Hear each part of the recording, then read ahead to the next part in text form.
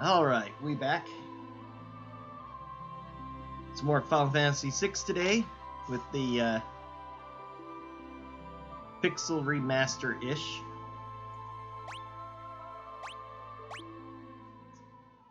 We continue on our 3 scenarios now. We're going to go ahead and do the short one. This loading takes quite a while, surprisingly.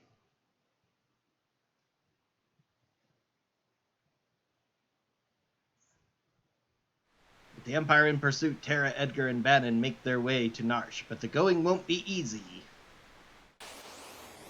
And we're all back in front, I believe, which is annoying.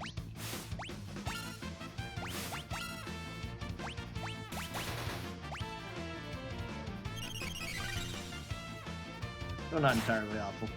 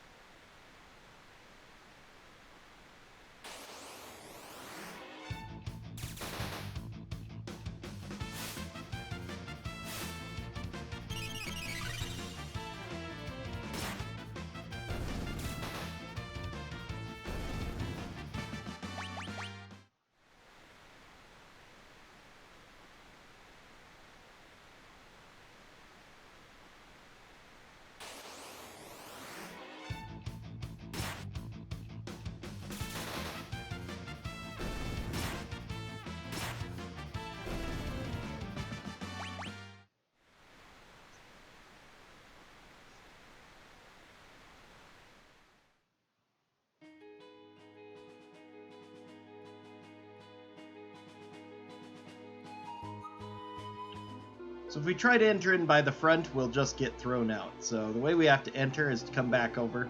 When Locke first rescued me, we came out of the mines right around here. He fiddled with something. Yeah, he told me. Twist this stone like so, and...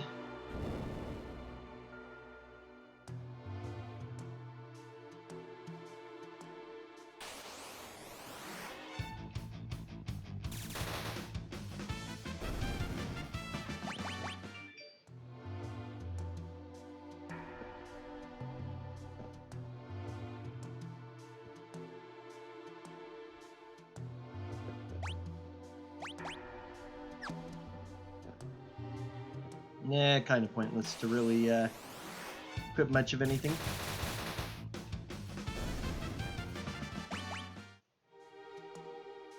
A lot better EXP from these critters than anything we fought in Sabin's scenario.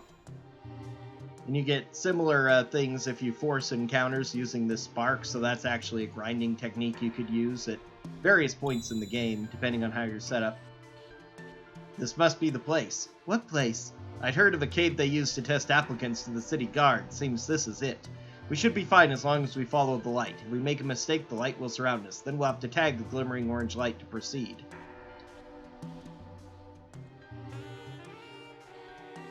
Faster to make one mistake right here. In the original game, if you just hold A, you'll hit that automatically. I'm not sure if that works, so, and it kind of looks a little weird, so it didn't do that, but it's easy enough to do.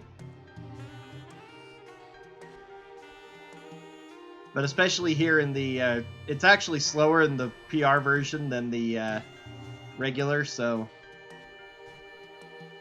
Here's the little cave where all the Muggles live. Now, when you come in here, this is a disappointment because it's supposed to change the music to the Moogle music when you enter this room, but for some reason the Pixel Remaster doesn't. Rune Blade is mostly good as a selling weapon. It's technically better than the Great Sword, but it's also drains your mana every time you attack with it to make a crit if you have mana. So it can do a lot of big damage, but it also is just going to run you out of mana really fast, so... But it's extremely high. Wow. Okay, that's interesting. Most group attacks, like the auto crossbow, would not affect enemies on the other side if you get pincered. I think that's the first time we've been pincered here, so... Let's see...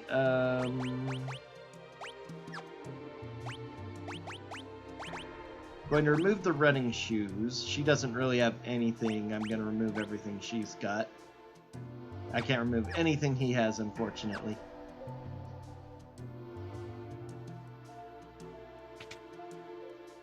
To prep up for the final scenario. Bannon, King Edgar. Oh, and Terra, too. Arvis, how do things stand here in Narshe? Same as always, the town's neutral. I've tried to convince them to side with the returners, but it's no use. Of course, maybe with you and the King of Figaro here. How are the townspeople? Everyone's been a little on edge since the Esper was discovered. But we believe Terra may be able to help us get answers to our questions about the Esper. Well, the townspeople still have plenty of questions of their own. If we approach them in the right way, there's a good chance they'll agree to let her see it. That Esper is either going to save us, or dig us an early grave. And that's it. That's the Terra in Edgar's scenario.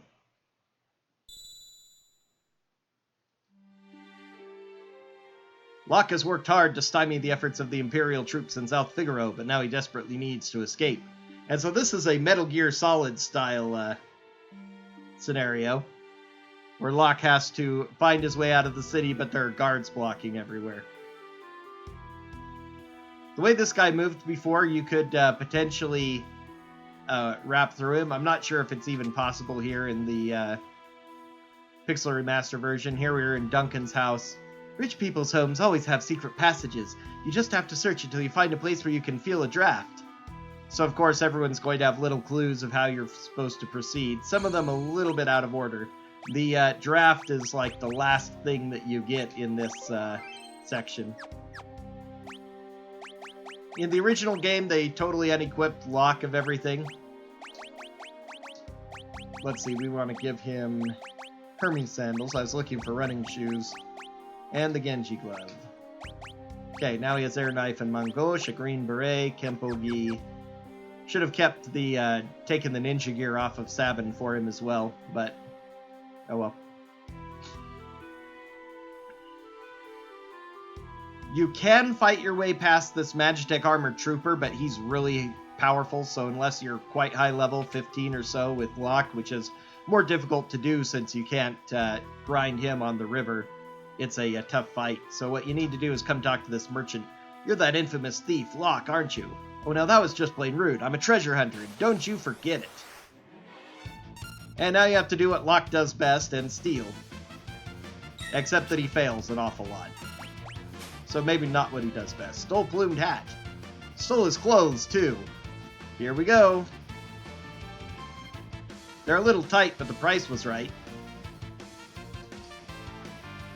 He's such a good thief, despite his protest to the contrary, that he can literally steal the clothes right off your back. I had to go and open my mouth. So you need to get this merchant outfit, because this old man here has his grandson guarding the way and only merchants are allowed to pass. Grandpa used to be a servant for the richest family in town. You're a merchant, right? Okay, go ahead. And so now here's a bit of an interesting thing, because now to get past here, you need to convince this guard to leave. So you're supposed to go and steal another guard's outfit. But there's this little bridge here, which is slightly invisible, but you can just walk across it and reach the second half of this area. There's another guard you can steal a uniform from, which we're actually going to do here in a bit. Because there's a little trick to show off, too, that's pretty amusing. The next thing we need to do is to get the cider for the old man so he can tell us how to get back to the rich family's house. Hey, came to steal my cider, did you, you dirty little thief? So normally you're supposed to steal his clothes back to get back into the merchant outfit, because you're following the logic they intend you to. You should be going back to Tain Cider. You should have been in the Imperial Soldier uniform for this. But since we skipped getting the soldier costume, we already have the merchant costume still, so we can just come back this way. My grandpa used to be a servant for the richest family in town. Merchant, right? Okay, go ahead. So now we bring the cider to the old man, and he is super helpful. Ah, cider! Secret passage? Well, yes, there is a tunnel from here to the mansion on the north end of town. Go downstairs and tell my grandson the password. It's, I forget. So you have a 1 in 3 chance of getting this right, because there are 3 options for the password. Rosebud is actually supposed to be Wild Rose. Wild Rose was the password that the rebels used in Final Fantasy II, so it's a callback to that game for the Japanese audience. We, of course, in the US, first playing this in the 90s, we didn't get Final Fantasy II. Our Final Fantasy II is Final Fantasy IV, so it wouldn't have made sense, so they did the Rosebud translation. Whatever, Courage is the correct one. Answering either wrong warps you next door and locks regular costume, but you can just go back and try again. So now that we've opened up the secret passage, I'm going to go steal this officer's uniform. Or this cadet's uniform. Green is the cadet. Oh, wonderful, a back attack. Well, it means we take less damage, actually, so... we're going to steal his uniform just for kicks.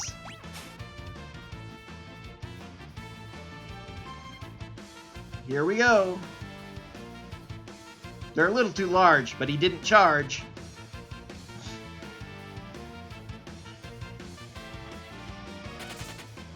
The Price is Right one was the same as the original translation. This was a retranslation, which is a lot better. He said they're a little big. See, now we can take the secret passage.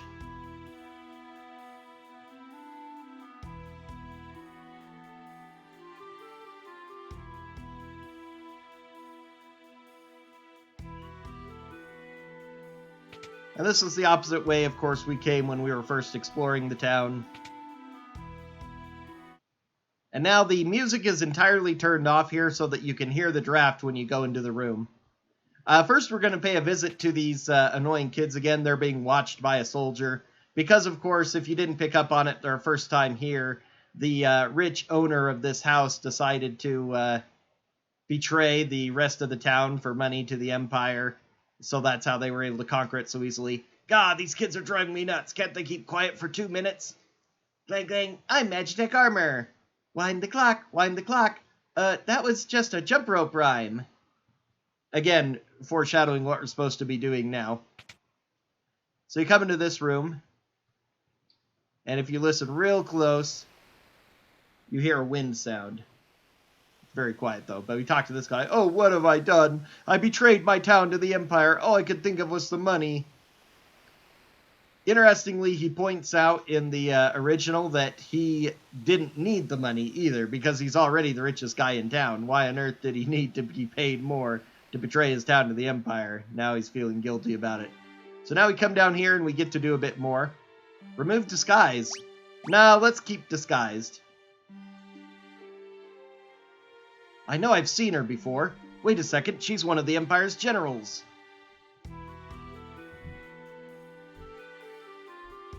In the original scene, this has been censored twice, actually. She's supposed to have a unique sprite where she's chained up, and I think when we come in here in a second, we'll see it. But this soldier punched her originally. Because of various kinds of flags that artwork would have raised. They have her in her normal sprite here, and they had the guy give her a few, old-fashioned punch animations. Anyway, this is what happens to traitors. That's why he says that. They removed the punching scene entirely from Pixel Remaster, so...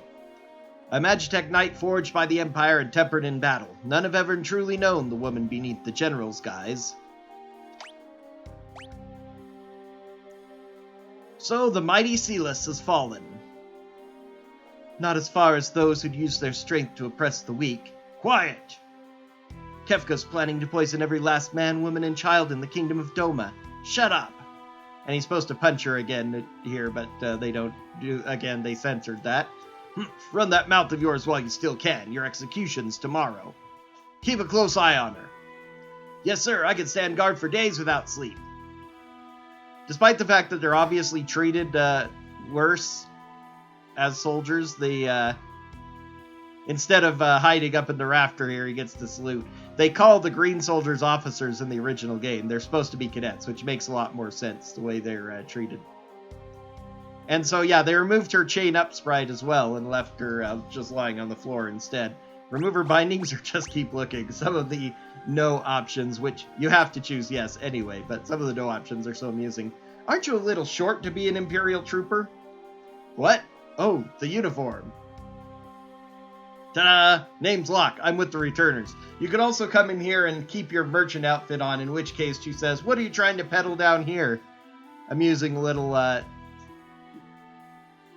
things that often people miss because they're like, yeah, I'll remove disguise now.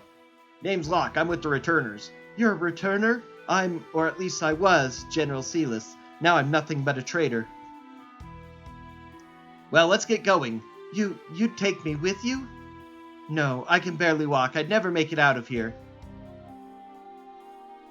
I appreciate it, but even if you got me out, you wouldn't be able to protect me. I'm better off waiting here for the executioner. At least that way I'll keep my pride. I'll protect you. Trust me, you'll be fine. Let's go. Wait. This soldier might have something on him that could help us get out of here. I don't know why that bucket's there. It doesn't do anything. There's a clock key in his pocket. Stealing is wrong. You generally have had to steal at least 2 uniforms and some cider to get to this point, but now you can say stealing is wrong. Except you can't. You need the old clock key, so you have to take it. More Zupen. Mamo. That's a scene that would look really cool in enhanced graphics and stuff. This is a save point. We'll go ahead and save for the heck of it.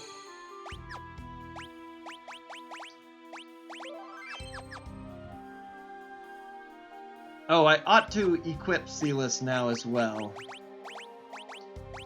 I do have a great sword for her. Silk robe, Magus hat, that's why I bought those. This gives plus 5 magic. It's one of the highest magic stat items in the game, so her magic is decent at a base 36, but with those 2 items, it puts it up to 42. Quite strong. For now, I guess I'll give her the Hyper Wrist and White Cape, because that's decent defense. Because all I can really do with her right now is attack things. And save the healing, the magic for healing. So we checked these clocks out before. This old clock is ticking. This old clock is not ticking. So we used the key to wind the clock, and the shelf moved away, and there's the door.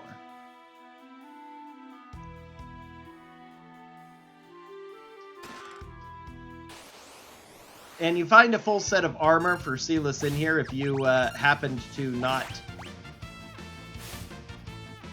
keep equipment for her. High evasion enemies, such a pain. I suppose I could put the sniper eye on Locke.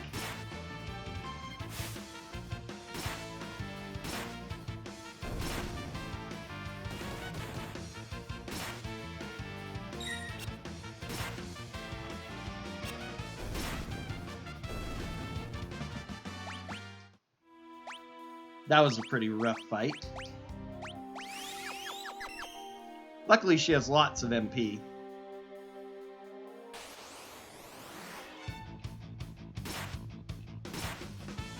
Locke is still slightly under-leveled, but, and you can see the Genji glove isn't quite as good as before.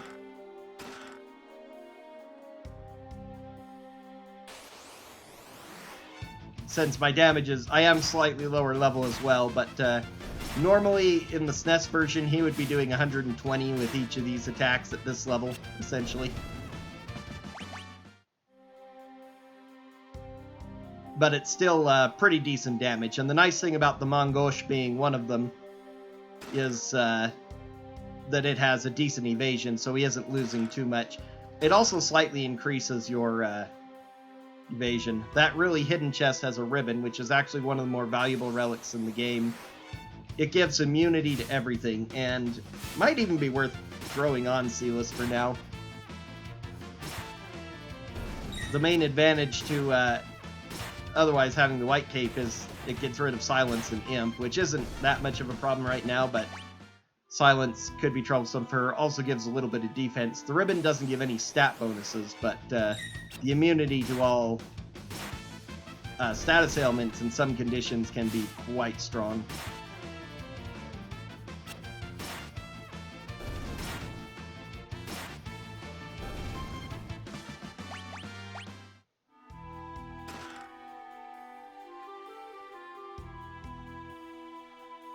Earring is really strong, but right now, since I'm not using magic with her...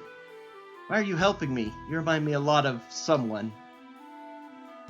What does it matter anyway? I'm helping you because I want to.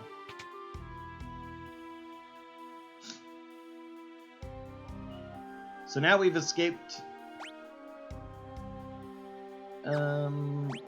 Yeah, I'll go ahead and have her... I was thinking of having her here. Earrings are really valuable because they give 25% magic damage. We already found one before and gave it to Sabin for his blitzes. So it would also be really good for Celis, especially if I was planning to use a lot of magic with her, but since we're mostly auto-battling with weapons right now, might as well just stick to the Hyper Wrist so that she is guaranteed to one-shot most of these enemies.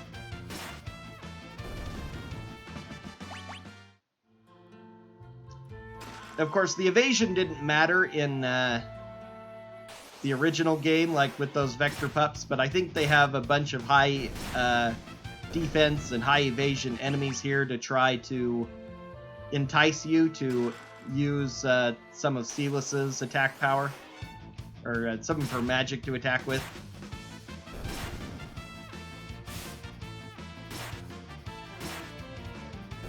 But with the power of a Genji Glove and a Hyper Wrist on her, plus the extra levels she has, she's slightly high level for, thanks to my mini little bit of grinding.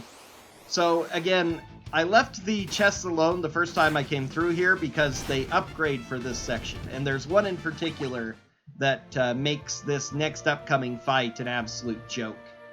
Especially in... I don't remember it being that bad in the original, even if you don't use this Thunder Rod. Although I've used the Thunder Rod so often now, I don't remember. But when I was watching somebody do it normally, there's some sort of weird noise. Some of these spells from this guy were one-shotting his characters. It seemed crazy.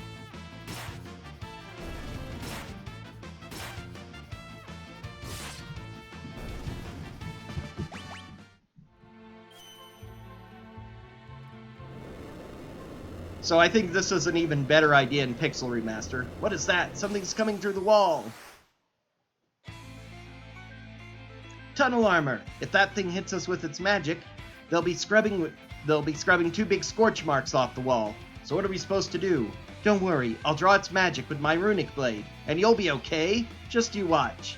Except we're not going to, because we can use a Thunder Rod to kill it.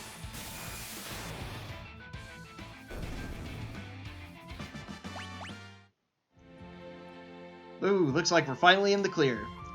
The tunnel armor counts as a floating enemy, so it's immune to, you cannot suplex the tunnel armor, which normally you couldn't anyway, but in a randomizer, if you get Blitz and you fight tunnel armor with your Blitz command, you know, on a character who has it when you fight it, you can't suplex it. It's, even though you can suplex a train. Again, why suplexing the train is such a big meme.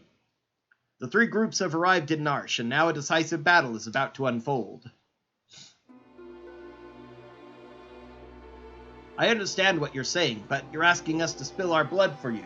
That's not what we asked, but it will be the result. Ha! You're absolutely right.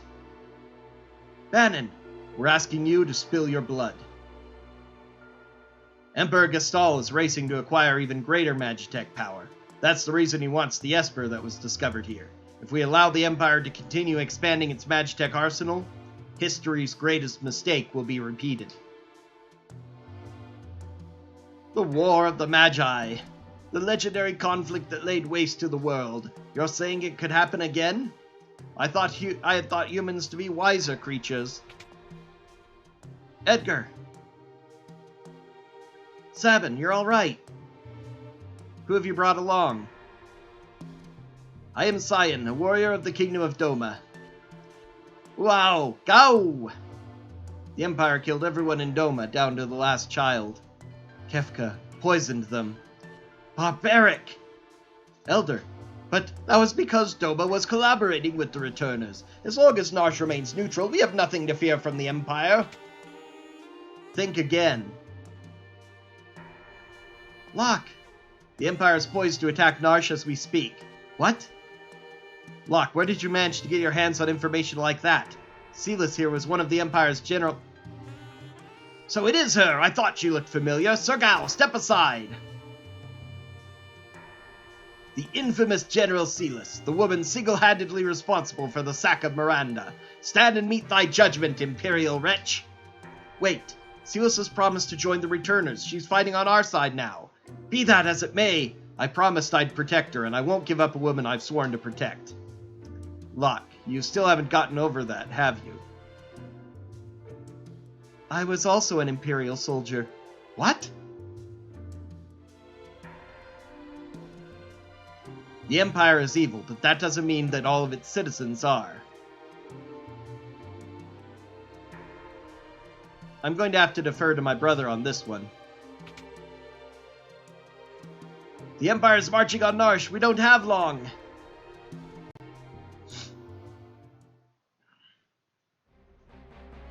I don't care what you have to do. Just give me that Esper. Kefka, sir, what about the civilians? What about them? Kill them all! But sir, Narshe is a neutral city. Idiot! Read my lips. Mercy is for wimps. There's a reason oppose rhymes with dispose. If they get in your way, kill them. March!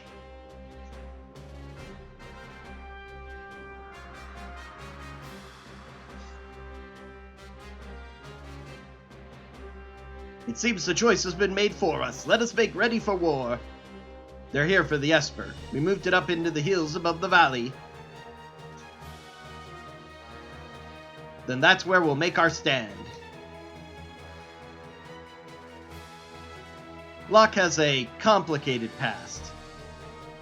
Don't go falling for him now, thinking he was protecting you out of love back there. Thanks for your concern, but I'm a soldier, not some love-starved twit. So much for my next suggestion. That's a slight change from the original, makes it obvious he was planning to hit on her, being classic Edgar. He just said cold as ice in the original.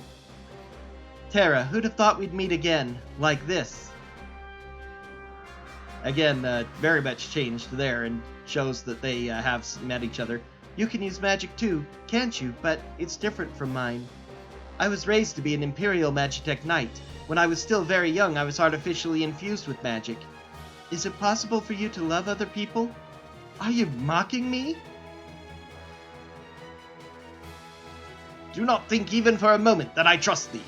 Fine, use your own eyes and see for yourself which side I'm on.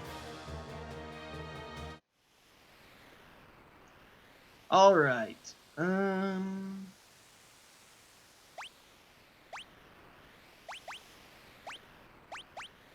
actually, let's get her really quick.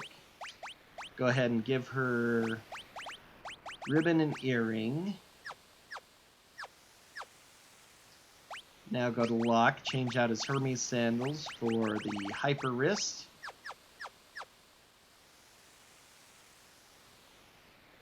You, just in case, we're going to empty you.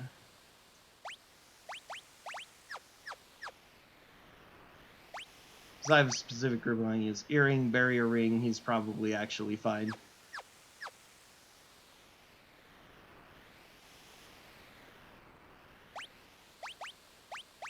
Okay, give you back the Hermes sandals. Gygus glove is good. What else do I have? One more snipering black belt.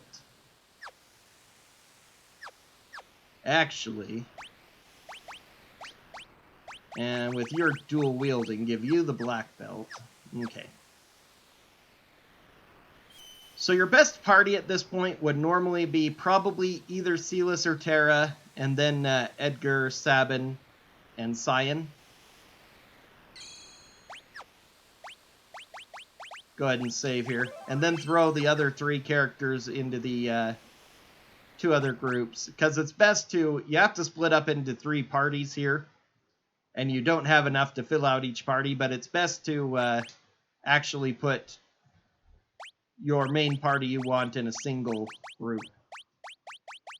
4 characters and have them do all the fighting and just leave the other 2 back there. So the main reason I'm doing this is the party I'm going to have going forward in the next section, so I'd rather give them some more EXP, especially Locke, who's behind. Again, normally, if you're more interested in gameplay than storyline, swapping out Cyan for Locke would be probably the most reliable, because Cyan's a far more powerful combatant, as well as being higher level at this point. There's some story triggers that you get with Locke, plus he will be required during the stage after the next one. So it's a decent choice to take him along if you want to experience everything. At this point, Cyan is not as important to the story. Gao has only one small scenario left where he's important, and not until the end game, and it doesn't involve any combat. So Gao is very easy to put on the sideline and not use at all unless you're really interested in him. Okay. Here they come. It's very similar to the Moogle fight. Oh, if it isn't General Silas, the traitor! Excellent, now I won't have to hunt you down later! Go, get those vile insects!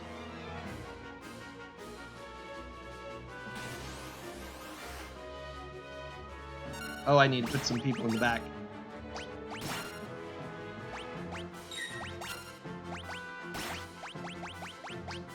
Alright.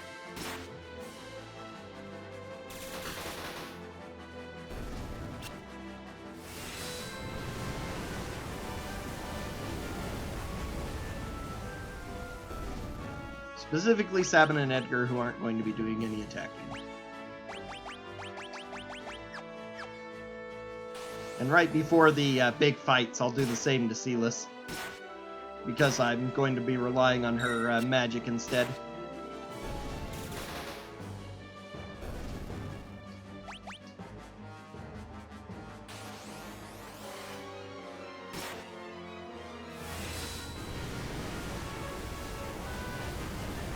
Especially because you move slowly, there are a couple of points where it's best to wait out things in the speed run.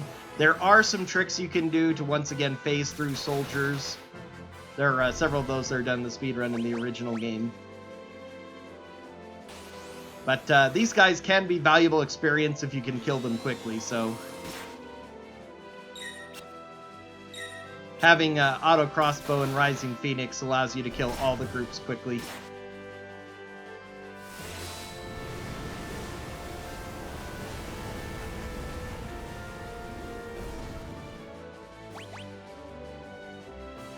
Cyan's Fang or Flurry, again, would be a better combat option most of the time.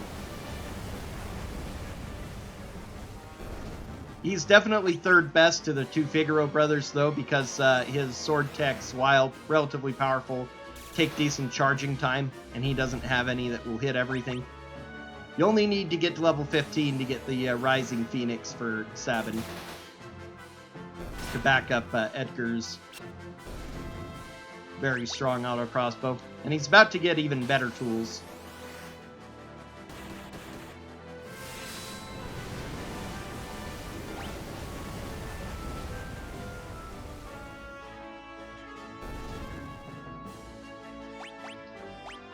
$13 for Locke, that's good. The one problem with using Silas here as well is that Silas is actually the one character who is whose level does not really matter at this point. The next character we're going to get after she leaves the party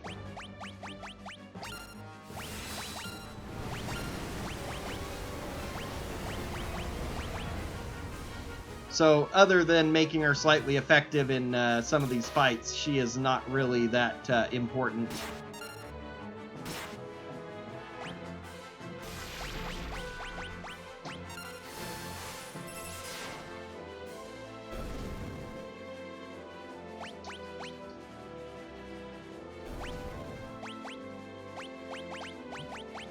We took some hits there. Let's go ahead and heal up.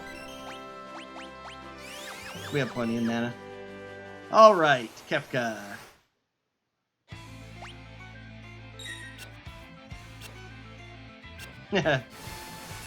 It's so crazy to see enemies actually evading our attacks, because again, it was totally broken in the original SNES version. You'll never see enemies evade.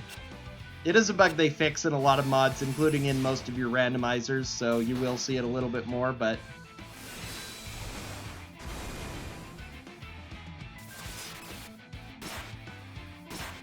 There we are.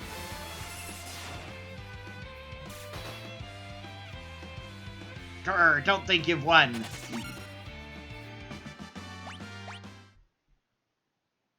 Grr, I won't forget this. Where's the Esper? Is it all right?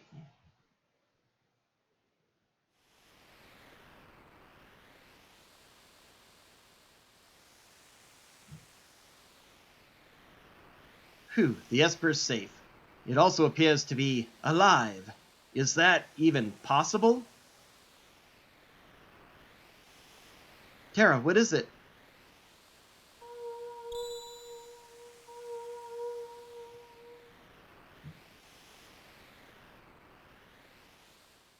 No!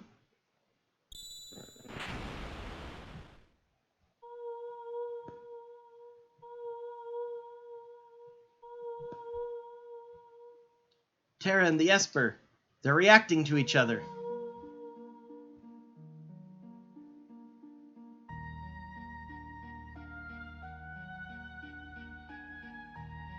What is this I'm feeling? Did you say something? Please tell me, who am I? Who? Terra! The Esper, it's responding to her. Terra, get away from that thing!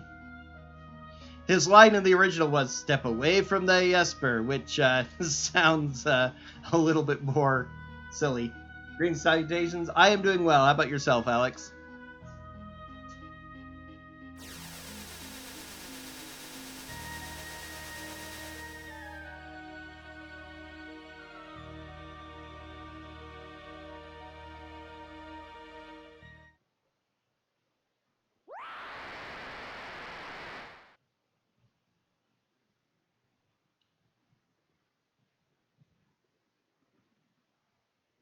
Good to hear.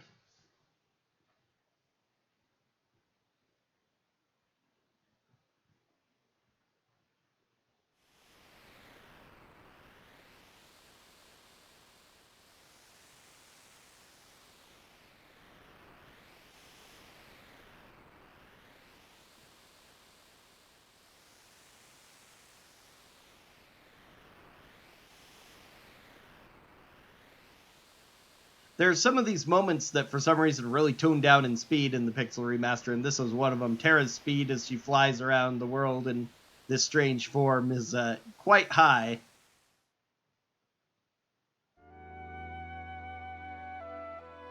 Are you awake? Where's Terra? She turned into a something and flew off. She looked like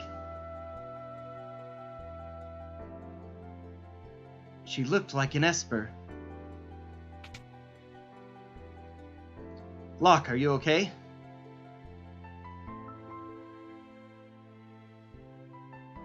Something happened to Terra. There must be some connection between her and that Esper. We need to find her. Witnesses said she went streaking westward across the sky beyond Figaro.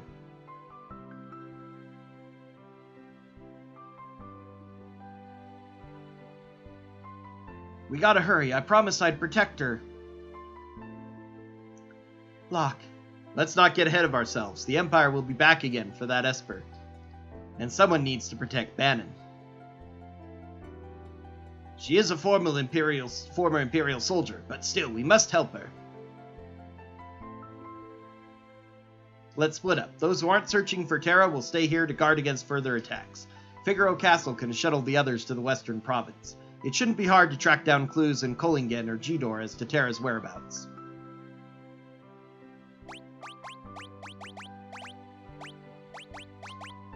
So again, the same party I used in the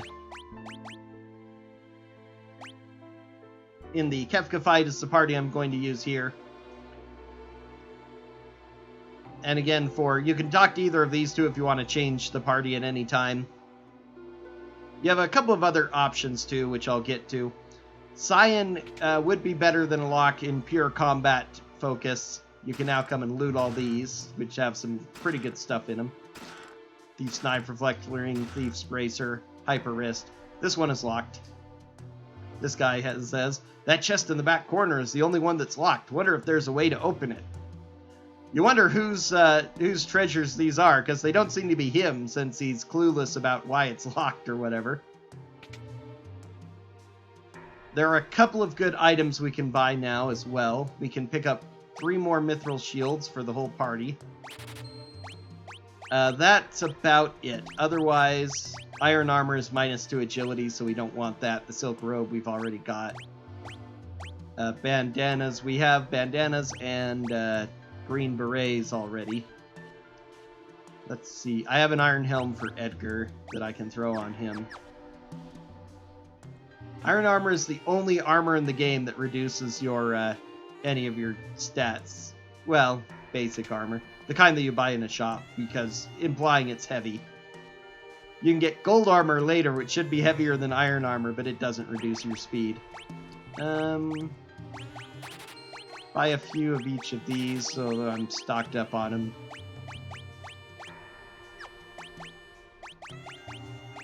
A few more Phoenix Downs. I actually shouldn't be buying stuff here, though, because I'm about to hit a shop where, in Figaro, where Edgar's presence means that the prices will be halved. I don't think there are really any good relics to buy here. There are a decent amount, but I have so many good relics, these are not really great at this point. I could also sell a bunch of inferior relics, too. And I ought to shop for weapons, so then I can put the party in. So if I wanted Locke to attack, and I might do it anyway, Moonring Blade is a really high... It's actually the most powerful weapon in the shop right now, the Moonring Blade for Locke. That's one advantage to using him, but with Sabin and Edgar clearing through things with their attack power, I'm going to be using Locke for the most part just to steal, but might be worth it to pick up 2 Moonring Blades for him to dual wield, actually, for the boss fight coming up. Chain Flail is good for Silas. She can't use her runic to absorb spells, but that's generally one of the least useful abilities in the game, so it's a whatever.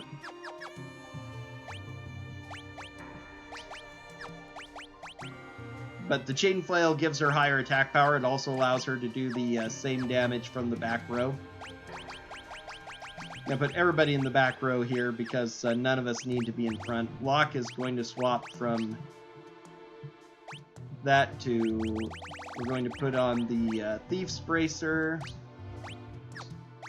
And we'll actually change Hermes Sandals out for him for now for Hyper Wrist. We'll get him a better one here in a little bit.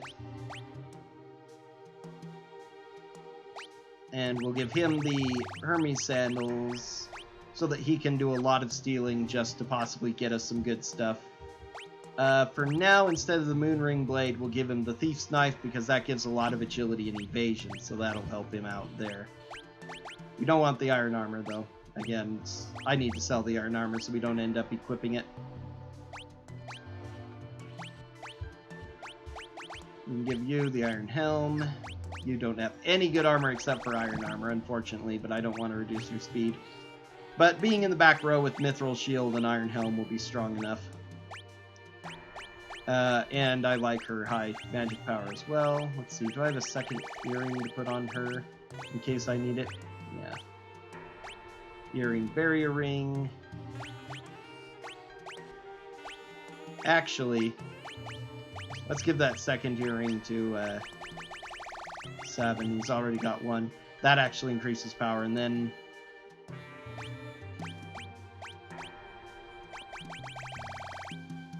I guess I'll leave that for now.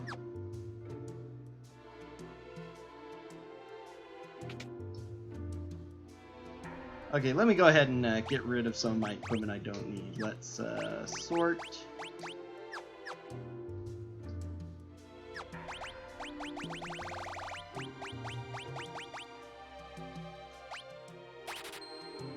So the Rune Blade definitely. Great swords. I can sell kunai. Need that in case I'm using him. Unfortunately, that doesn't sell for much of anything. Might be used keeping around as a throwing item.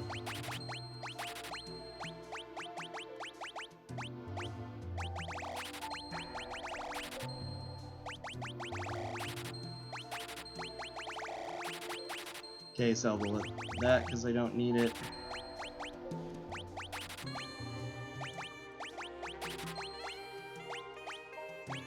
Star Pendant, Peace Ring.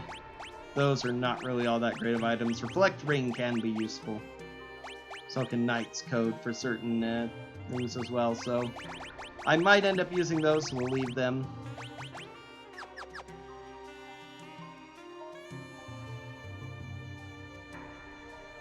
Now we can come up to the Elder's house where he keeps an elixir in his clock, just like everybody else.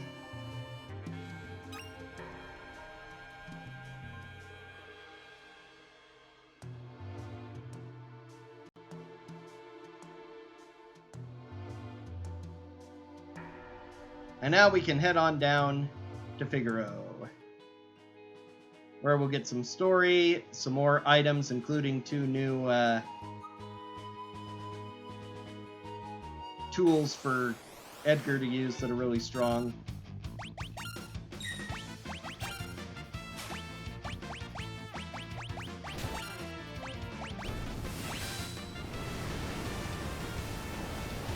Okay, go ahead and set up our auto battle to easily kill everything.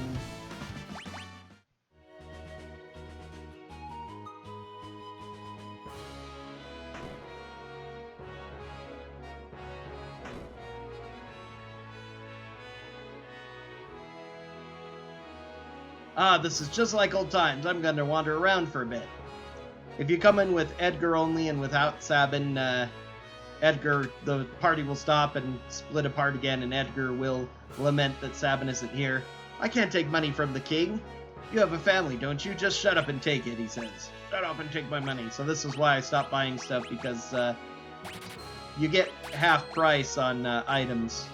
Now this is going to be useful to have a lot of these for a later dungeon.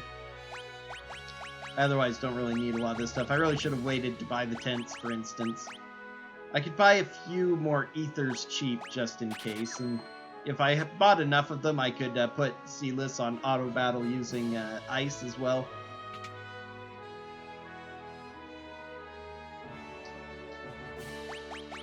Flash is attacks and inflicts darkness on all enemies. Downplays how useful Flash is. It does magic damage to all enemies, and most enemies have lower magic power, and I think it has a higher base power than auto crossbow as well. So against most enemies, it's going to do more damage than auto crossbow. Plus, it's easier to stack up magic power, and magic power has a greater effect on magic damage than strength does on physical. Drill is an incredibly powerful single target attack that ignores all defense, so it will hit enemies regardless of evasion, and it will do a heavy amount of damage that isn't reduced by armor, so it ignores defense. So we're going to take a nap here in order to trigger this cutscene. The first time in the game you come here with both Sabin and Edgar and you take a nap, you'll get this little series of flashbacks and resolution to their story. Castle hasn't changed much. And yet it's different. Mom and Dad are gone. Nothing can ever really be the same, not after what happened.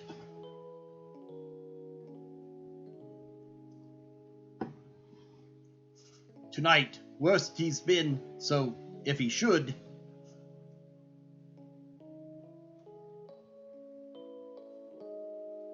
No, you're wrong. It's not true. Priestess, the king, he's...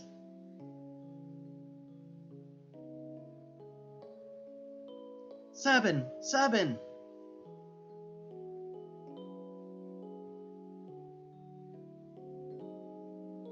Dad couldn't have.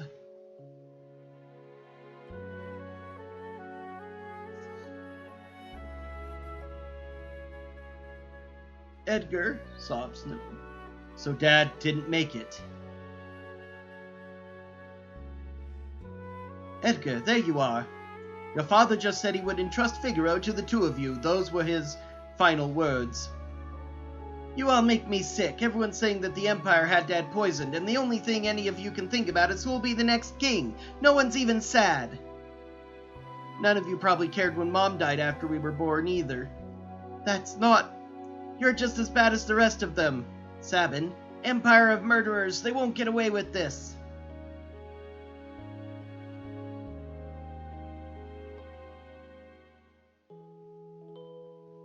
Priestess, leave us.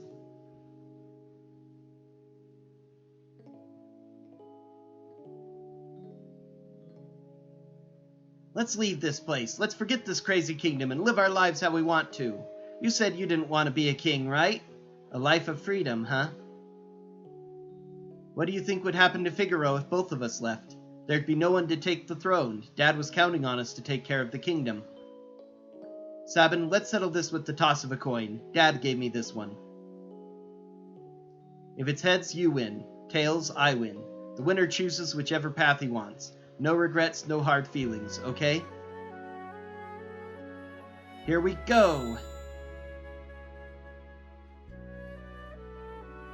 This is for Dad, he says in the SNES version. That feels slightly more poignant to me. And you chose your freedom. It's already been 10 years. That little shrimp has grown into a whopping lobster. And you're a king crab. Sabin, do you think Dad would be proud of me?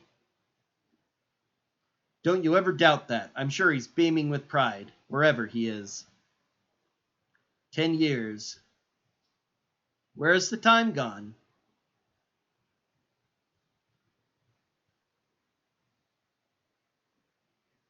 Here's to a couple of confused grown-ups. Drink. Here's to Dad, to Mom, and to Figaro. This coin is a Chekhov's gun, too, that comes back later. Which, when you learn more about it later, it adds even more meaning to that scene. Our king showers his attention on women, young, old, pretty, or plain. No one is safe. Oh, King Edgar! Of course, she only says that if Edgar's in the party. Come on, I need you to move so I can talk to the other one.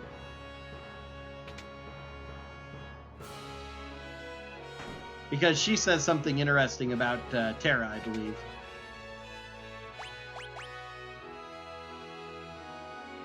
Who'd have thought we'd see the day when a human flew over a mountain range? Unbelievable, isn't it? So, if you weren't paying attention to their instructions that we're supposed to use the castle to go across the mountains, a couple of the people here talk about it. You need to get beyond the mountains? Well, this castle can't fly over them, but it can dive under them. Talk to the man in charge of the engine room.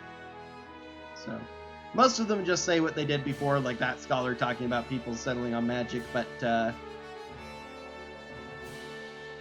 couple of them do point hints to it. We talk to this man. Lots of orders to submerge this month. I can take you to the desert beyond the mountains if you'd like. Go to Collingen. Urgh.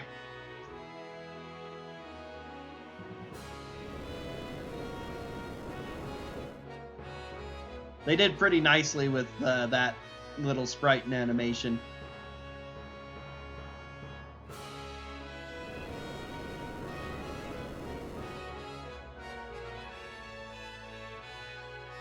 Here we are, Collingen. Have a safe trip.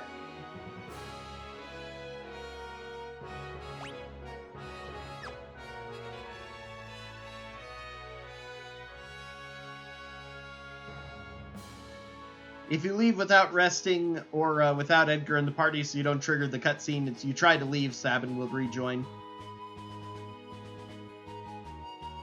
So here in Collingen, we've got some more optional story to see. I saw a pretty light. It came here and everyone else was afraid of it, but I liked it. Was that thing really a monster? It stopped right in front of my little girl. I could see it had gentle eyes. A strange glowing creature flew right through here, scared the living daylights out of me. It took off southward towards Jador. So very small hints pushing you to places. My younger brother's a bit eccentric, lives alone up north, says he's going to build a coliseum or some such nonsense. That Thing! I don't know what it was, but it tore up my house. Looked like some kind of glowing monster.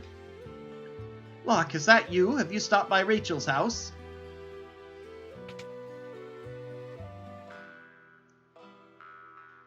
Here, we meet again. Leave me alone. Dog barks now. If you, we get some rather unsavory sorts in here. That guy over there is an assassin. I wouldn't talk to that guy if I were you. He's an assassin. If you come here with 3 party members, you can recruit Shadow. So if you're a huge fan of his, bring 3. You can add him to the party. I think you have to pay... he is a mercenary, so you have to pay him like 500 gold or 1,000 gold or 1,500, something like that. It's not really worth it unless you're a huge Shadow fan, because he, again, has a random chance of leaving after every battle. So, essentially, there's one boss fight before he will leave automatically anyway, if you manage to keep him that long. So you'd have to avoid fighting with him up to the point of the boss fight, then he'll be useful in the boss fight, and then that's it. It's a little sad because he is extremely powerful, really. Throw is one of the strongest effects in the game, especially if you can get some scrolls that do AoE damage to enemies. You have to pay a bit for them, but they're even stronger than Edgar's tools, really. I think for the most part the shops don't have anything really good that's new. Twist Headband gives some bonuses. I'm gonna buy one of these because it's better than an Iron Helm, and put it on probably Sabin, and then go ahead and put the Green Beret on Edgar, because everyone can use the Green Beret. Still don't have any better armor than Iron Armor, though. Same weapons, but yeah, see, you can buy scrolls. They're expensive, but they do a lot of damage. So this is Rachel's house. Here we get flashback part 1, and we learn who Rachel is. I couldn't protect her.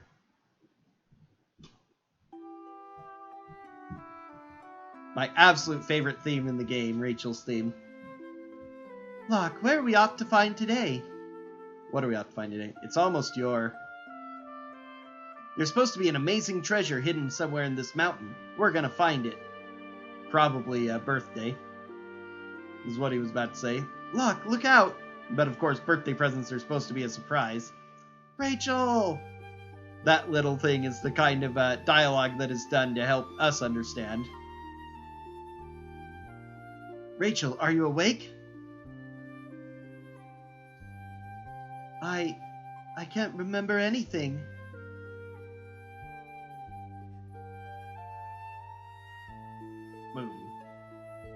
Get out of my house. It's your fault Rachel lost her memory. Wait, just let me talk to her. Please, just go away. I don't know who you are, but my parents get upset whenever you come here. Warlock, see why you reacted so strongly to Terra's amnesia.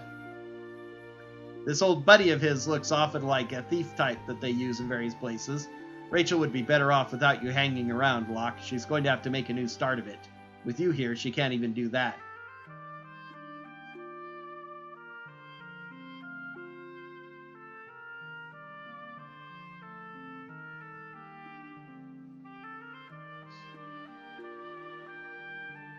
A year went by.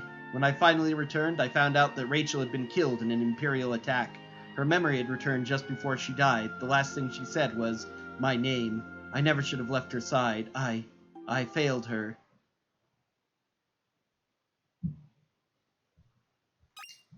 And now we'll get the elixir from the clock, because it's there.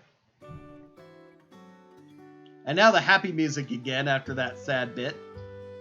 Best stay away from the house on the eastern edge of town. Crazy old coot sits in there matching up herbs all day for his shady concoctions. I even heard he's got a ghost in his basement. Cool, let's go see the ghost. After we go in the back and grab an item. Green beret. Oh, that's right, another green beret. Didn't even need to buy the twist headband.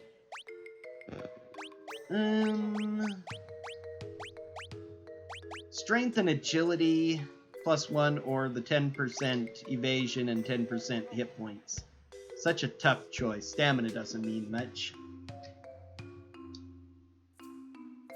This is also better defense. I'll leave the green beret. Oh yeah, Sabin rejoined, so he went back to the front row. I hate that default option there. Okay, let's go see this ghost. Never know, could be Terra.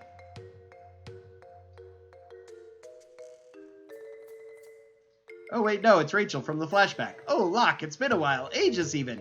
Oh, that? Worry not, your treasure is quite safe. It's a good thing I happened to perfect my herbal concoction right when the girl hasn't aged today and never will. Had used my herbs, I did. Couldn't very well refuse with you begging me like that. So this is a slightly weird situation. Rachel. Though it sets up more important backstory stuff later on. You're sure the stuff will work? Of course. The love of your life will sleep here just like this forever. And ever. And ever. If there were a way to call her spirit back. A way to call her back, eh? You mean like that legendary treasure? Oh yes, I suppose if you had that, you might be able to reawaken her. He just sounds even crazier in the old translation. I failed her. You don't get a hint of this legendary treasure, but again, that's a plot point that can come up again later. Locke. Bringing Silas here and getting that little scene shows the development of their relationship as well. So that's all you can do with Culligan. You can totally ignore it if you want to. Just has a couple of items, a little bit of shopping that isn't much better, but there's a pretty awesome item if we take a detour up here to see the crazy old man that the guy talked about, the brother to the guy who told us about him.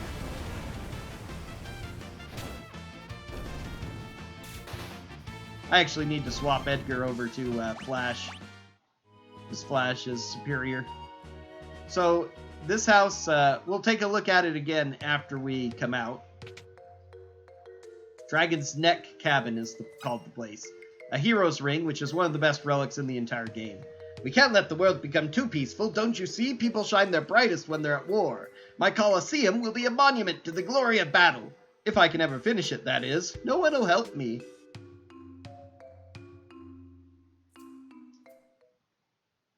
But he calls it the Dragon's Neck House, and if you look at the map, you can see that it looks kind of like a dragon's head, supposedly. There's another yellow dot here, which is a hidden chocobo farm. You can buy or rent a chocobo to ride.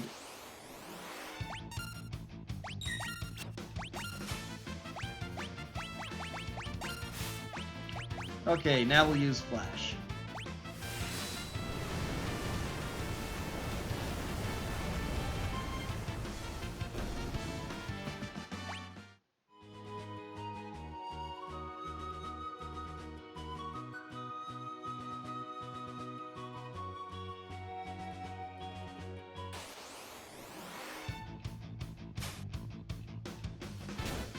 Rock Wasps are pretty good EXP.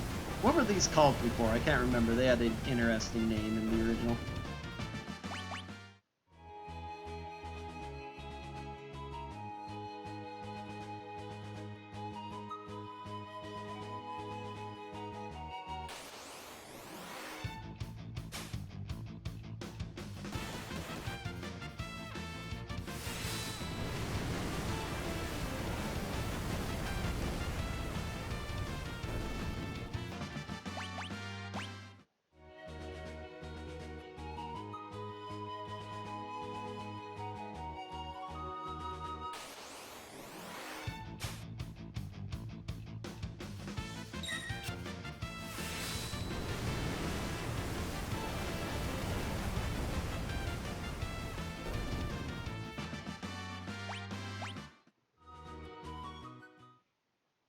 Alright, the big town of Jador. This is Jador, the westernmost town on the world map. Just barely.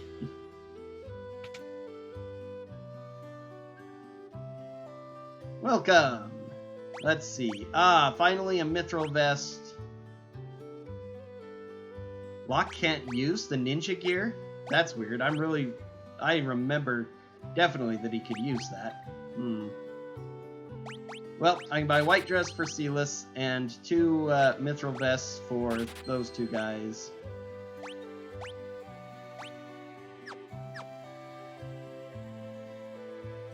That's finally some decent armor there. Weapon shop here.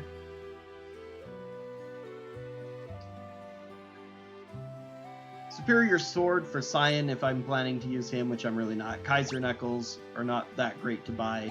If you brought Shadow, you could get him a Kodachi and more of these. So nothing really in the way of weapons. Because I'm not planning to use Cyan for a little while. Buying him a... Don't think there are too many items here that are hidden.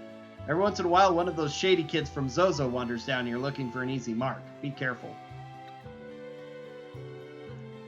Nothing really is going to be in the item shop. I saw a girl bathed in light speed off toward the northern mountains. So that's our next thing. Now that we've gone south, we have to go back north. This is the Judor auction house. It's always full of wealthy aristocrats. The auction's over right now, but we can talk to the people inside. Today's auction is over. Later we can come back and get some espers from here. First time I've been here. Doesn't look like the kind of place a down-and-out bum like me belongs. You're obviously not from around here. Straighten your back. Don't slump so much. Ho ho ho, there's nothing I can't buy. She says that a lot during the auctions to drive up the prices as well. Oh, are you an admirer of fine art as well? No? How utterly uncivilized. I want one of those legendary treasures that bring back departed souls. None of the other rich folks have one yet. I've heard you can get one in the imperial capital of Vector. Some truly valuable works of art can be acquired at this auction house. Probably not by the likes of you, though. That's very much a red herring. This legendary treasure that they're dropping hints about that can bring back life. It is an Esper, and you can get Espers in Vector eventually, but not the one that Locke needs to bring back the love of his life. Daddy, let's buy lots of stuff today, too. Oh, how could I say no to those adorable little eyes? Ho, ho, ho. One of the biggest trolls in the game is that there are some useless items that they put out for auction and force you to go through the whole process of bidding on them. And then at the end, regardless of whether you bid or not, the rich dad there, the little kid is bothering him to want to buy it, and the dad eventually says either 500k or a million gold, which even if you have, you can't outbid him. I'm going to be an opera singer when I grow up, huh? You don't know where the opera house is? It's way south of here. Not really way south, but it's the block to the south. We'll need that eventually. Let's see. Here you can buy earrings if you really want them, so that's pretty valuable. Although, actually, I almost forgot, I need to change the Gygus glove out for the Hero's Ring. Magical attack power items stack, so an earring stacks with the Hero's Ring to increase magic damage. But the Gygus glove does not stack with the Hero's Ring, and because the Hero's Ring is basically the same as a Gygus glove and an earring at the same time. Increases both physical and magic damage by 25%. And again, the magic portion stacks, the physical for some reason doesn't. I don't think they changed that in the Pixel Remaster either. He's doing more magic now, so he doesn't really need that. Let's give him the barrier ring, actually, to increase his magic by +2.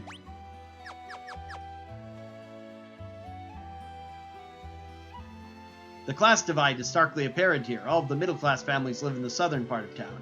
The richer folks live up in the north. You can see one of their enormous mansions from here. And the poor people don't live here anymore at all. This guy. All the poor people were forced out of town. I hear they built a new town in the valley between the mountains up north. And so that's where our streak of light we're chasing went, so that's our next destination. Here is another minor plot point that will be revisited later. You're the spitting image of Maria, huh? Haven't heard of her, you say? She's a famous opera singer. That's Silas specifically who is. He probably says the same thing even if you aren't Silas. Alzer's house has a lot of interesting paintings, most of basic items. This one looks awfully familiar. Picture of a lovely lady will be important later, much later.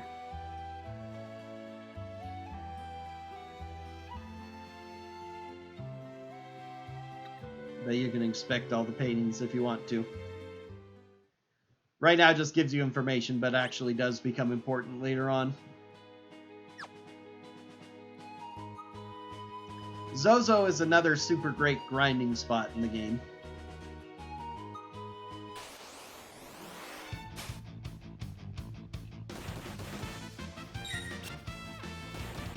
Also, a lot of interesting or valuable items you can steal in there. There you can see just how good Flash is. One-shots all those enemies.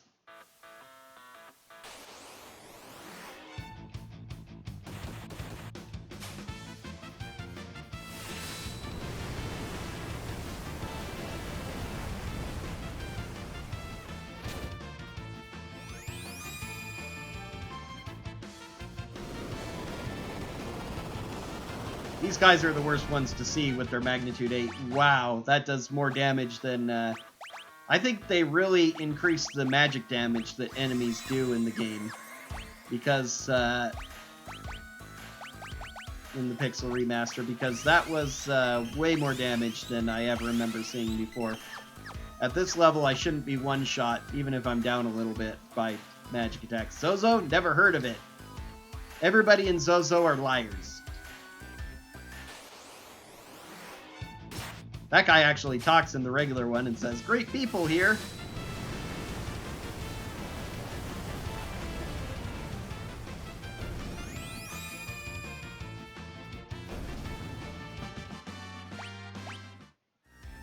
Drop of a barrier ring. This place is dangerous. Be careful and don't go doing anything stupid like trying to jump between the buildings. He's only a half-liar. Saying the place is dangerous is actually the truth, but everything else he said is a lie. Weirdest of clues here. And so there's a weird little mini game you get that I'm going to show off right here in the weapon shop. He doesn't actually sell weapons. The clock doesn't have a minute hand. Of course, it never points to the right time anyway. The clock's hand is pointing at 2. This clock has only one hand, and it's pointing at the 2, which means that the clock is at 10 minutes. And so there's this mini game. You have to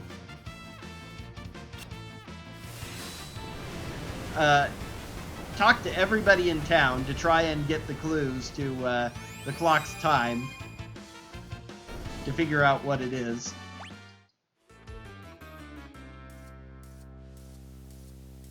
Interestingly, no matter how much time you spend, it's always that time, though, so...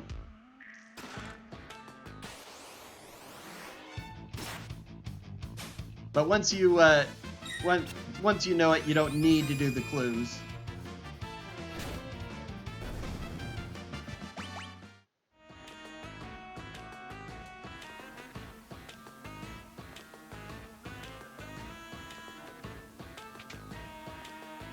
And the in here is where you set the clock.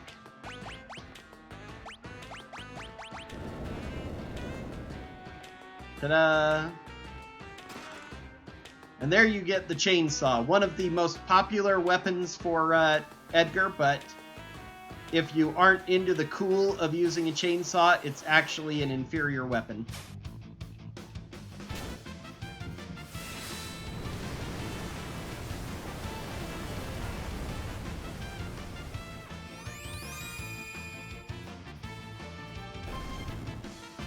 I got lucky, didn't get a magnitude 8 counter.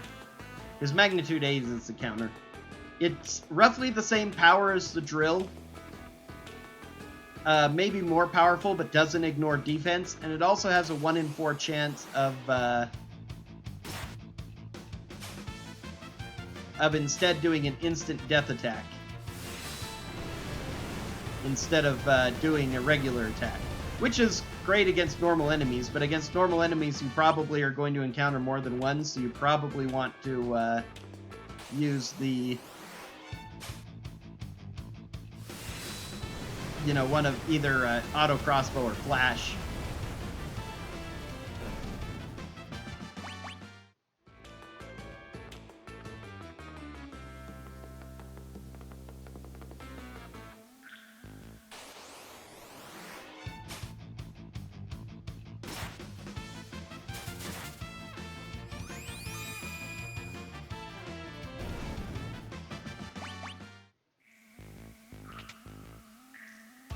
And if it ever happens against bosses, that becomes a wasted turn. So let's see. Now, I'm not going to do it yet. Actually, I am going to do it now. Let's go ahead and put on the Brigand's Glove and the Genji Glove. Brigand's Glove turns his steel into capture, or mug as they usually call it after Final Fantasy VI, so he will both attack and steal at the same time. So that'll help with dealing with enemies like the Gygus. Gives 2 chances to steal, if a slightly less chance now, per steal. Let's see, now I can... Oh, I forgot to upgrade his armor as well. Let's see. Otherwise, we're all still good. Now, who do I put the... Oh, yeah. Actually, now it'd be good to go ahead and put Hermes sandals on him again. We'll leave that set up now. Oh, one more stair down. So yeah, you can jump between buildings, and you have to in order to proceed.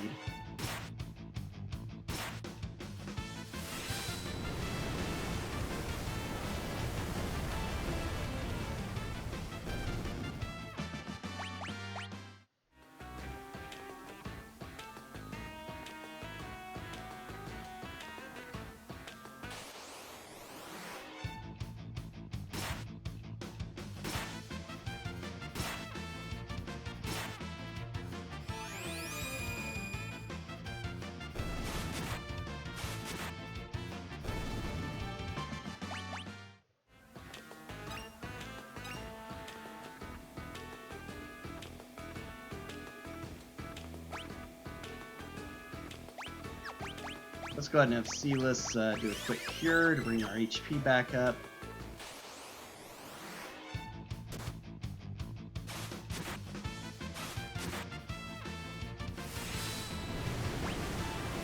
Okay, he isn't doing mug, he was doing attack. I need to change that.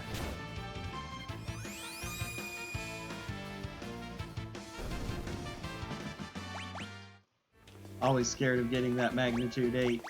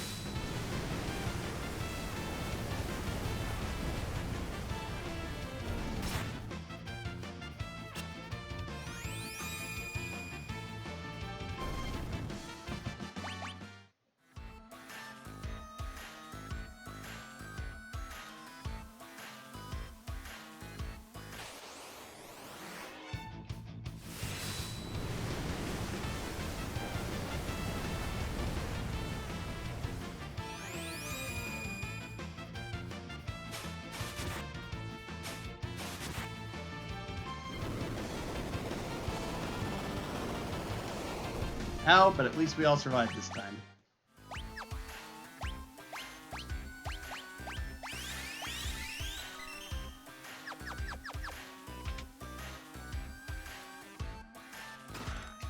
Burning Fist. Fire Knuckle, it's called in the original game. Very, very high attack power fist for Sabin. I don't do attack much, but there's actually one fight coming up where it might be useful. Actually, yeah, we're fine. What brings you up here on this fine day? Do you mean to get through here? I'm sorry, I didn't mean to be in the way. I'm not very strong in a fight, and I'd hate for there to be any trouble, so why don't I just let you pass? And like everybody else in Zozo, he's a liar. He starts fighting immediately.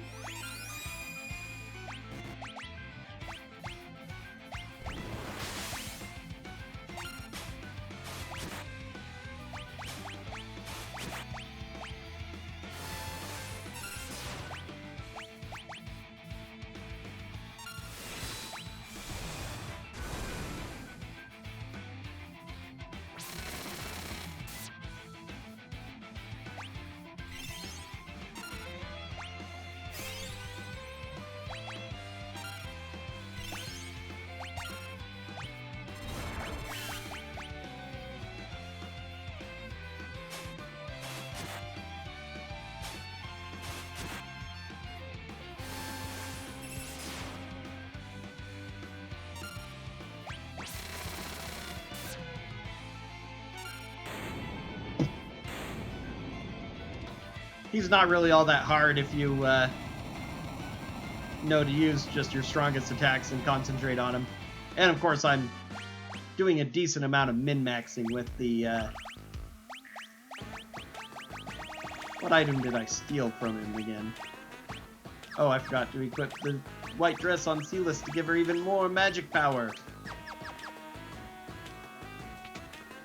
But when you min-max with stuff like earrings and hero ring to increase the damage of Edgar and Sabin, more Hermes sandals. Let's see. Would that be better than 2 earrings? Probably would.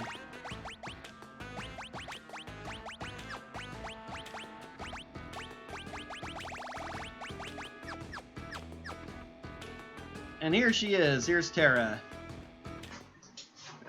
Grr. Terra? Terra? She's frightened. Who are you? This girl is your friend, I presume. Is Terra okay? So her name is Terra. Terra! Interesting.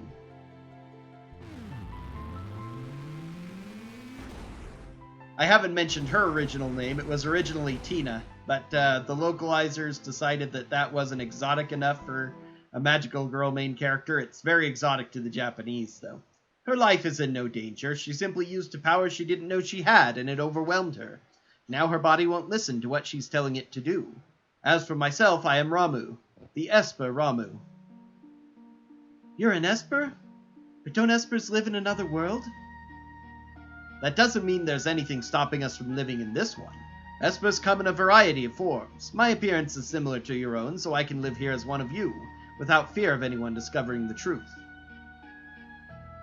Why hide the fact that you're an Esper? Humans and Espers are incompatible creatures. I've heard that long ago humans and Espers lived side by side in this world. Normally it's Locke who says that, and he says that his grandma told him that. I'd always thought it was just a fairy tale, but they changed up who does the speaking in this based on your party order instead of the character order. No, that was no fairy tale. That was the truth. Humans and Espers used to live together in harmony, at least until the War of the Magi. The War of the Magi. It took place long ago. Espers fought humans who had been infused with magical powers extracted from other Espers.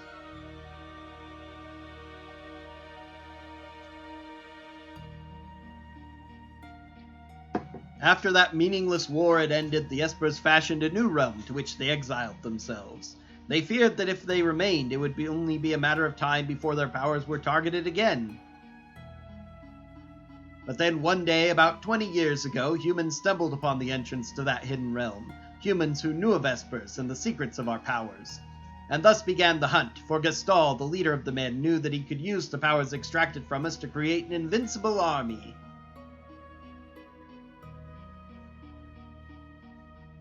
As soon as we realized what was happening, we erected a massive gate and forced the humans out.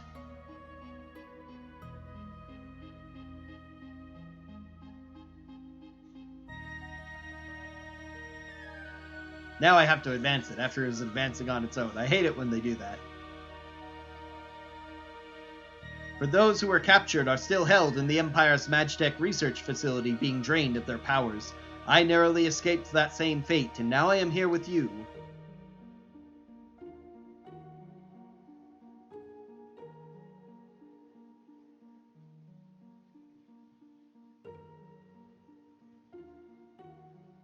She seems to have calmed down a little.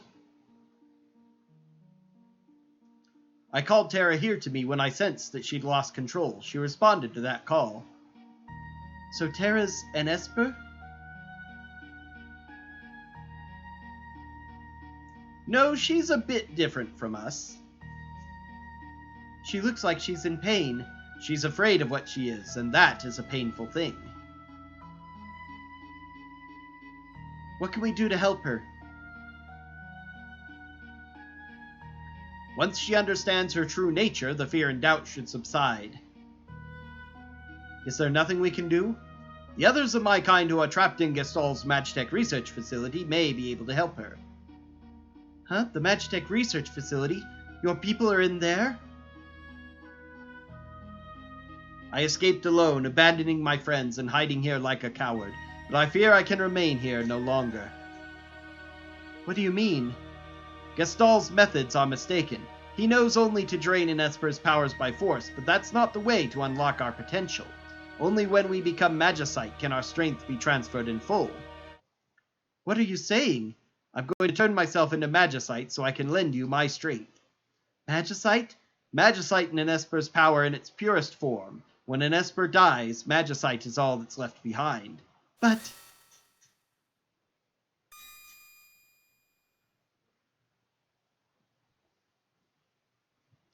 These are my companions who fell as we fled the Empire, and I will give you my power as well.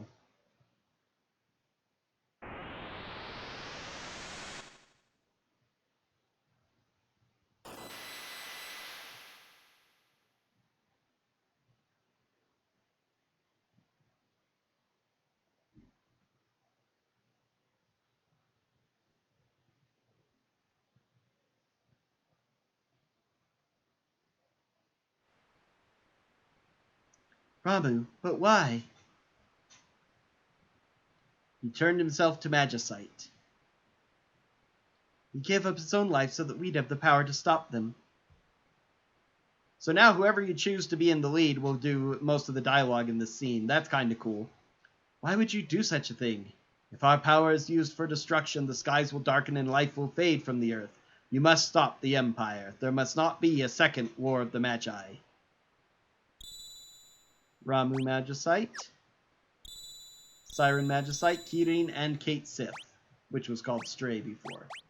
Okay, now we'll go ahead and give her Ramu, teach her some new powers. Give Kirin to Locke so that he can learn Cure, help with the healing. Sabin is going to get Kate Sith because it increases magic. That's the main reason. And Edgar, we will give Siren, just because that's what's left over.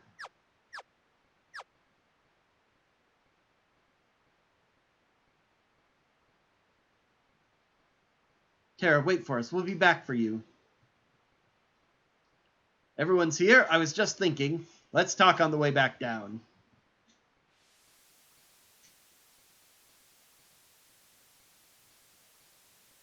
So the Empire's been draining magic from Espers.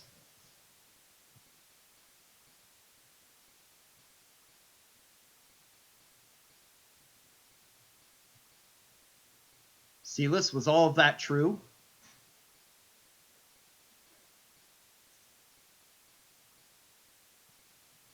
I was asleep when they performed my infusion, so I don't know for sure, but I've heard rumors to that effect. She says in the original she was asleep when they augmented her. I suppose we must find a way to slip into the Empire. We'd best split up again. We still need to beef up our defenses in Narshe. That would indeed be wise.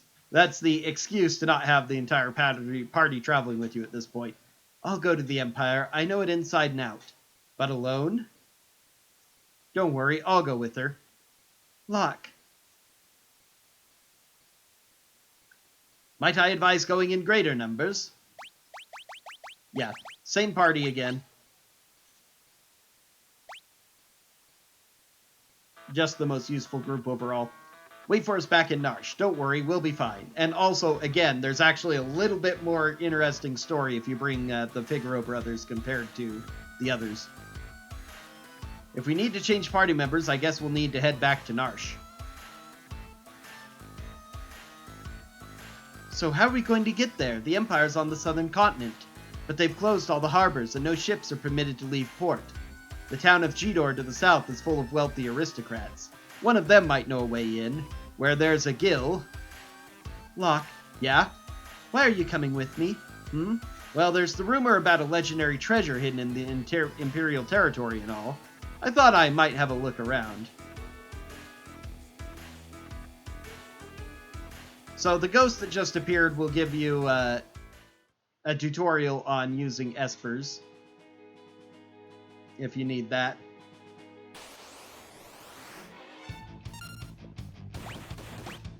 Back to Flash, back to Rising Phoenix.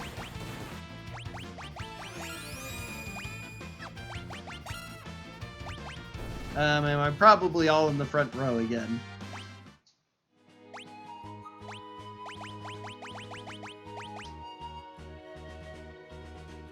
We didn't get healed at all either, so Silas should provide a little bit of that to herself and Locke.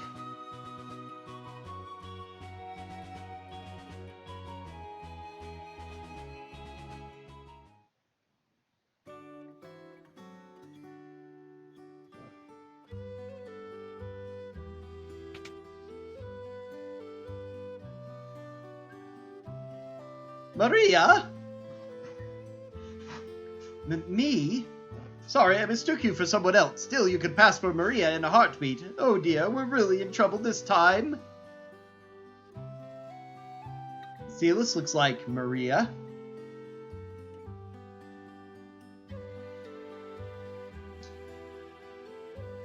That man must have dropped this. That man is the director of the troupe that performs at the Opera House. Everyone just calls him Impresario. He's been in a tizzy ever since that letter arrived. Dearest Maria, I've decided to take you as my wife, so I'll be coming to kidnap you, the wandering gambler. Who's this wandering what's-his-face? Were you born on a farm, son?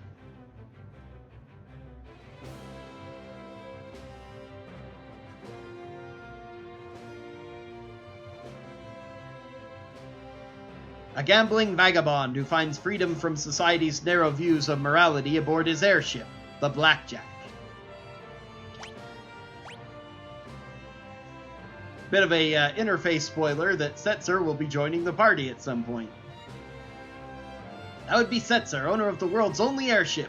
If we had that airship, we'd have our way into the Empire. Let's set up a meeting with this Setzer.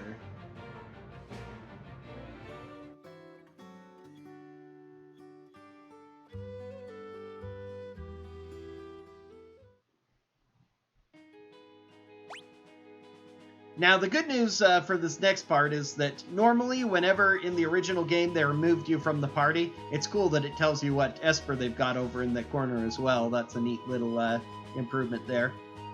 They would unequip everything, but it looks like Silas is going to keep everything she's got on at least, so that will be useful. So I won't have to worry about putting on the Esper for her again or anything like that.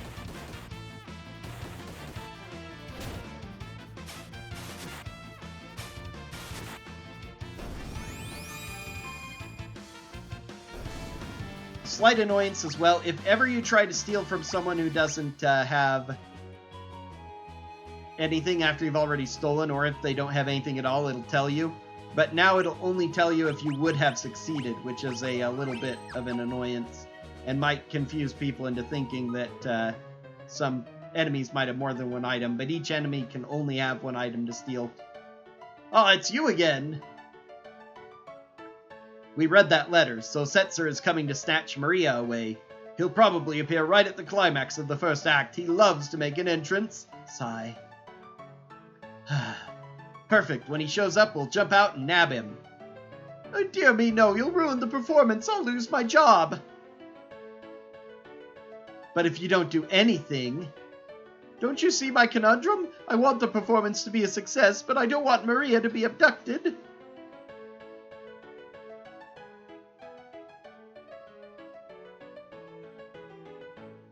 I say let him take her.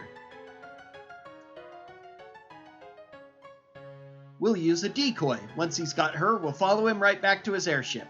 And if all goes well, we should be able to commandeer it.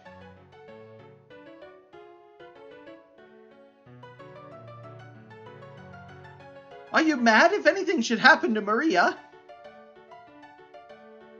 That's why we use the decoy. We can hide Maria someplace safe. Come again. You said yourself that Silas looks like Maria. Now, just a minute.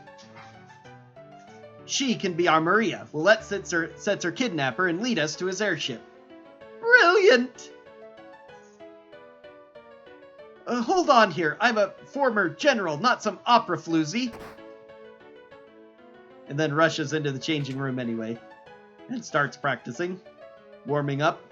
Mi, do, re, mi, fa, Maria. That's all the singing you're getting out of me today. I don't need you. That's the spirit.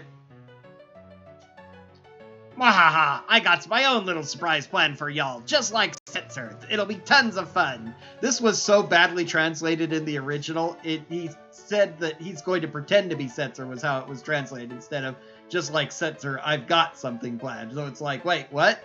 Because he makes no attempt to pretend to be Setzer. Better get to work. We've got to make a star out of you, Silas. Yeah, isn't anyone gonna read it? And then we don't find it until it's in a weird position, so it's still a quirky thing that Ultros appears out of nowhere. The conductor is not nearly as super energetic as he was originally. He actually has more than 2 frames of animation. Oh, but I'm just going to sit back and enjoy a lot of this music.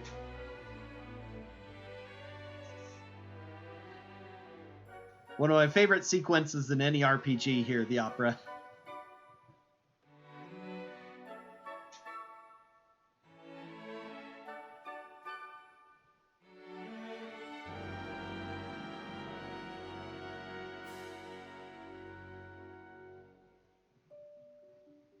The war between the East and the West was growing more violent by the day. Draco, a soldier from the West, thinks of his love, Maria, back at home.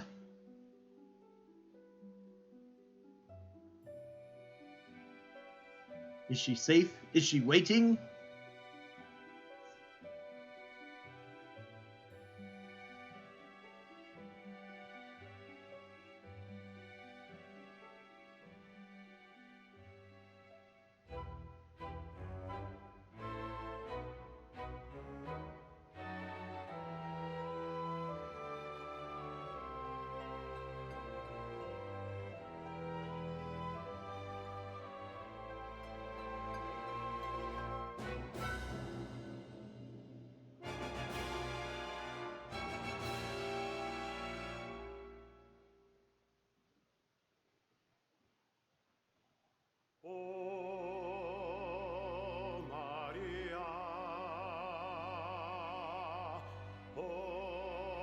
Oh, nice.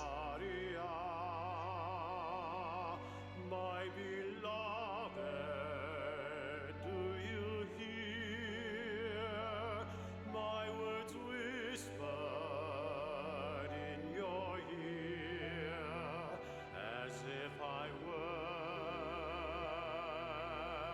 by your side?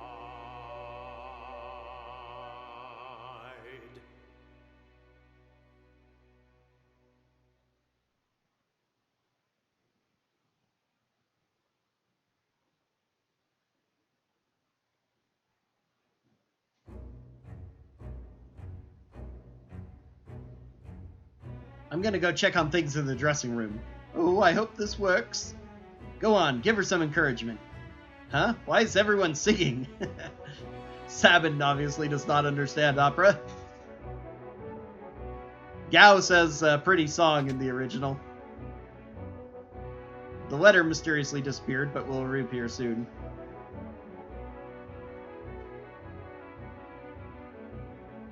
Have you always been that pretty? Locke, why did you stand up for me when you did? Because I'm tired of standing by and doing nothing while I lose the girls I like. Am I just a replacement for her? She doesn't use this line if you don't take these two to Collingen and get that backstory. That ribbon looks nice on you. I have to go on stage soon. The next scene's an important one. Maria starts to worry that something's happened to Draco and pours her feelings into song. Shouldn't you check the score one last time? because you have to choose between a couple of options or you mess up the performance. It's mess up 3 times and it's a game over, but they give you a couple of chances. The line in the original that she says is, "Somewhere deep down you are saving her, weren't you?" Which is a little bit kinder than the blunt question of, "Am I just a replacement for her?" Which at the moment Locke can't answer either way, though. Changing the subject quickly. All right.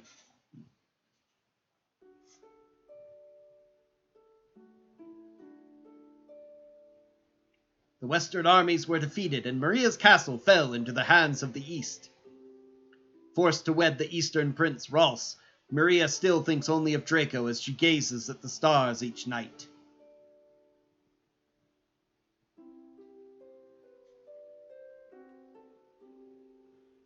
Oh, my hero, my beloved, shall we still be made to part? Though promises of perennial love yet sing here in my heart.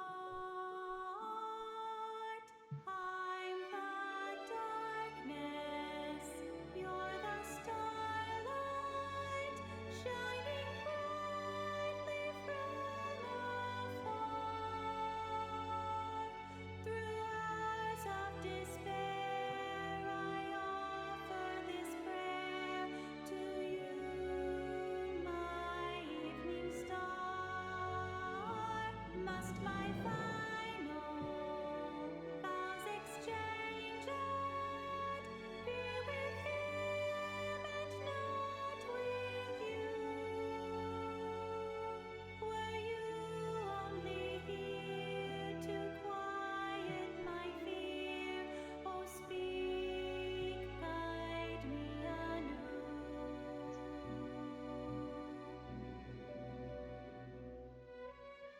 Retranslation of the lyrics works a lot better.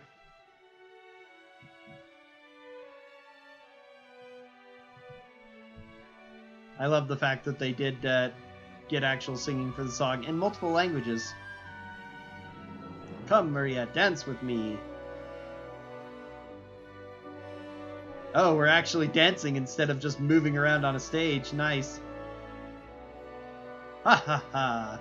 They just make you press the A button at certain times.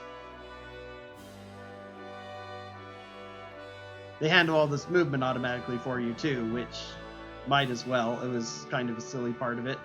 You just have to press the A button. That's a silly way to change, but whatever.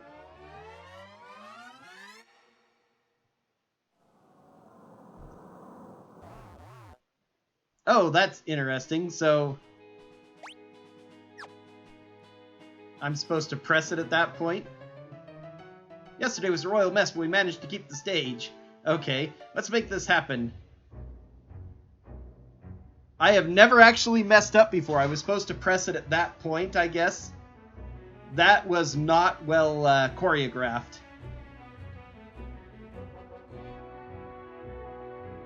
That was not well explained. I'm rather upset with how they handled that.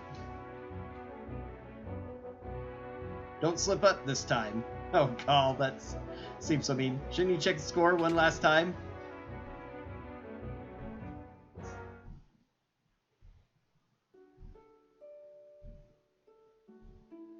Not totally bad that we get to hear most of the song again, but golly, that is... So I have to press the A when I arrive up there. That's crazy. Oh, my hero, Makes me wonder if the my beloved, shall we still be score actually explains the actions you're supposed to take a little bit better. though promises of perennial love yet sing here in my heart? I'm the darkness, you're the star.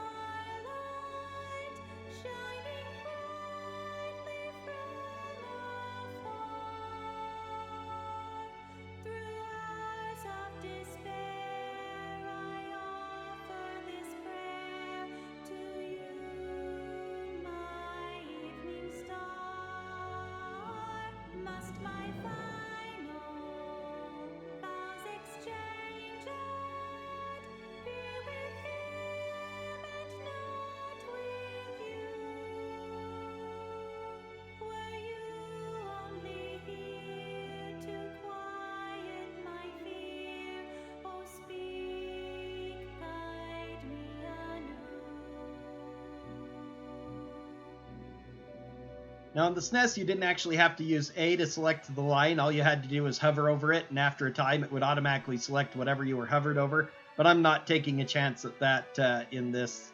Even the first time, I wasn't taking the chance on it because I don't know if that's going to happen.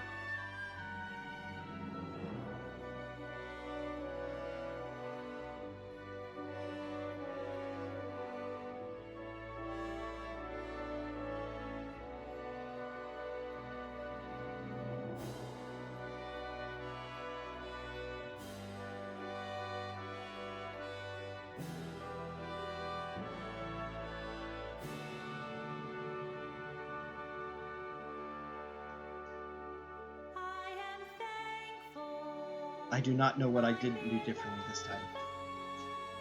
for your tenderness and grace. I see in your eyes, so gentle and wise, all doubts and fears erased. Though the hours take no notice of what fate might have in store, our love, come what may, will ne'er age a day. I'll wait forevermore.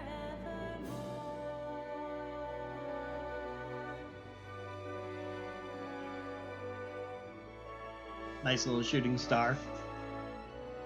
She said Nair to make it one syllable instead of two. Prince Ralph is looking for his dance partner. Please leave the past behind. Our kingdom is part of the East now. But they wrote out never in the lyrics instead of doing the N-E apostrophe E-R for Nair.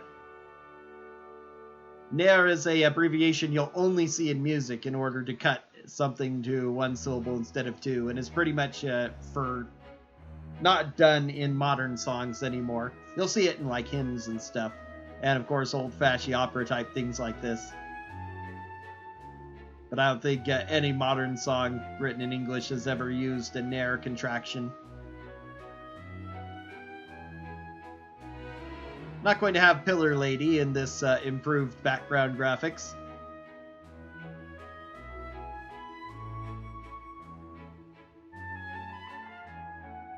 You were wonderful, Silas. Oh, and now the letter's in the room. I owe you guys one, so I'm gonna jam up your opera, Ultros. Uh-oh, better tell the impresario.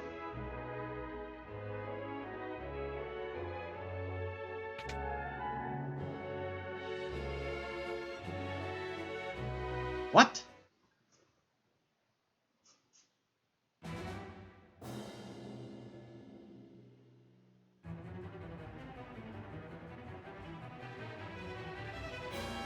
The Western survivors attack! Impossible! Attack! Slightly better battle animations.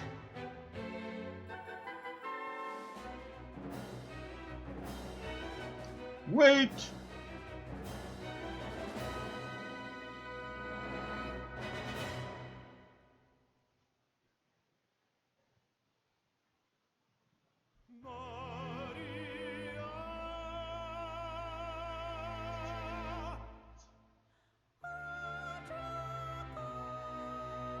I knew you would come for me, my love. Insolent rogue, knave of the Western Hall, you would address my queen to be Maria. Yes, you have Maria's hand. I would die before that day comes. Then it's a duel.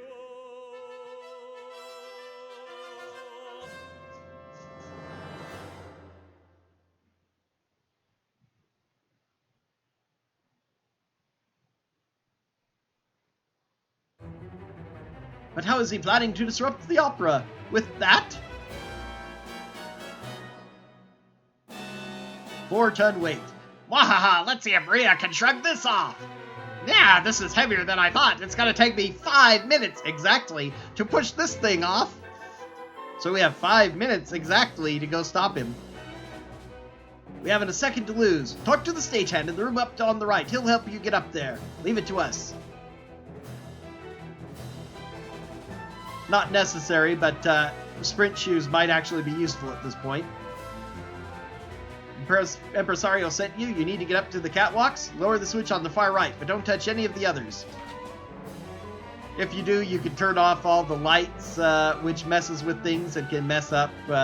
One of them, the next to far right one, drops you onto the stage, which again messes everything up. Hopefully my auto combat is set up to work properly.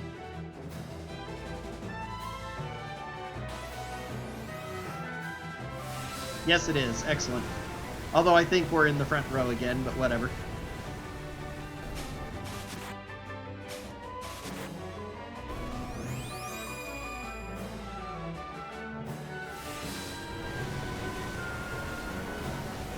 These guys have strong magic resist. I wonder if auto crossbow would be better. Well, but I think their defense is actually just as good, so probably wouldn't.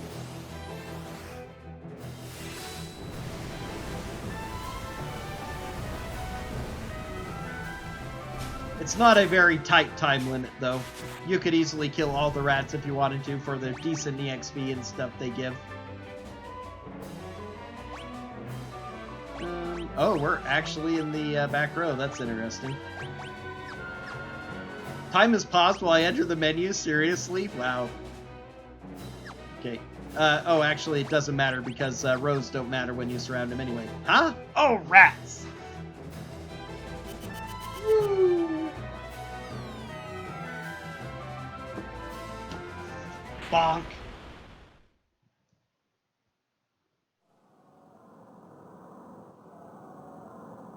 Uh-oh. Oh no, this'll never do. With those two flattened, there's no one to win the girl. How can the story possibly continue?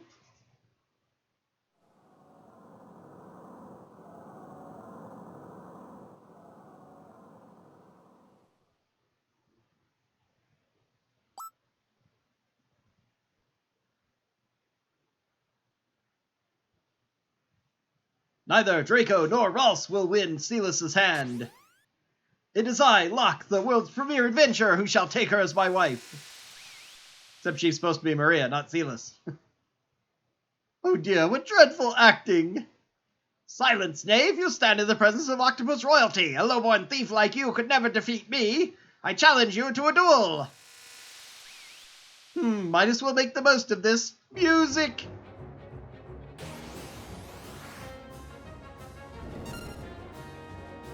It's me again. Long time no see. Did ya miss me? Yeah, nothing to steal, kind of figured.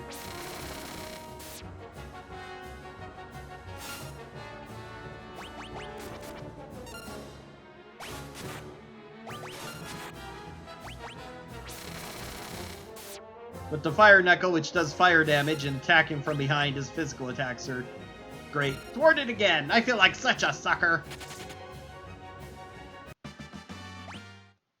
He doesn't have a lot of HP, so it's if you don't kill him immediately, hold it right there. It can actually be a dangerous fight because he moves to different positions and his HP essentially resets. My compliments on a most impressive performance. But you have to really be speedrunning and not know how to deal with him in order to do that. That's the sprite of her being chained up too there. Setzer, they ignored before. I'm a man of my word, Impresario. I'm taking Maria. What?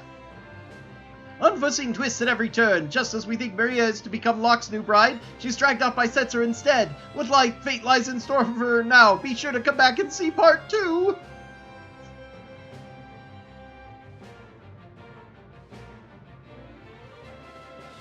Yep, that was an opening night only special plot twist.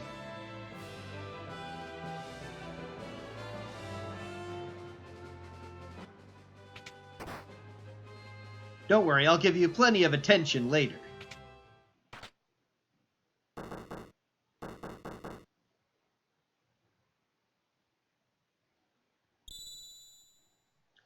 Fortunately, you just happened to lock her in a room that has a little access point. She can drop a rope down for the rest of the heroes to climb up.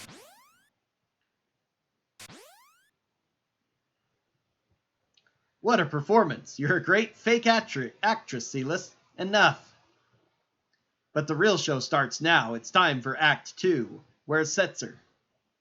He should be right back. Well, what are you doing in here? You're not Maria, are you? Setzer, we need your help. We need to get to Vector. Your ship is the only...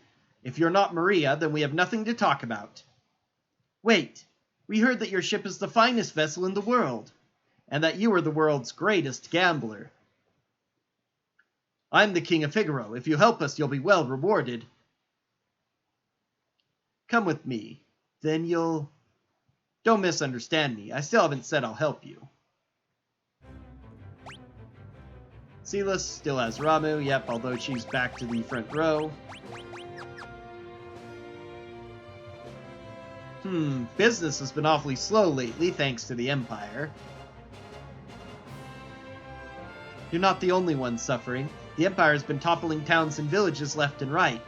That's quite a change from the original thing. He implied that the Empire was responsible for making him rich, which made him, make sense for him to hesitate to help us, fight them. They're abusing their Magitech power and trying to take over the world.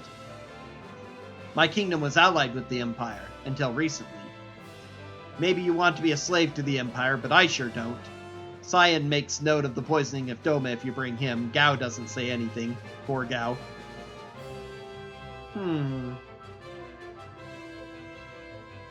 We're at least together in hating the Empire, right? So please. I think you may be even cuter than Maria. Huh? Alright, if Silas becomes my wife, I'll help you. Otherwise... What? Are you crazy? Fine. Great, it's settled. On one condition. She goes to Edgar if he's present. Otherwise, she doesn't do this motion. It's great. We flip this coin. If it's heads, you help us. If it's tails, I'm yours. Well, Mr. Gambler? Ha! I like it. I accept. Silas, are you serious? If you marry that guy... Ready?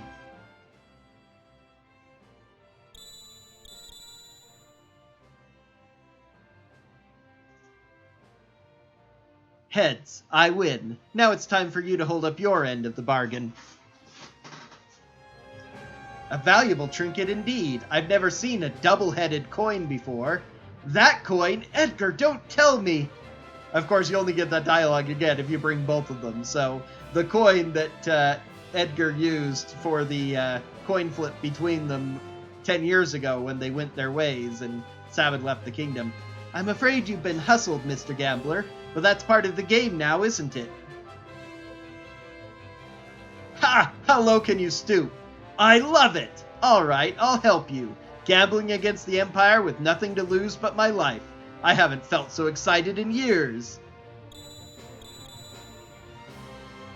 My life's a chip in your pile. Ante up.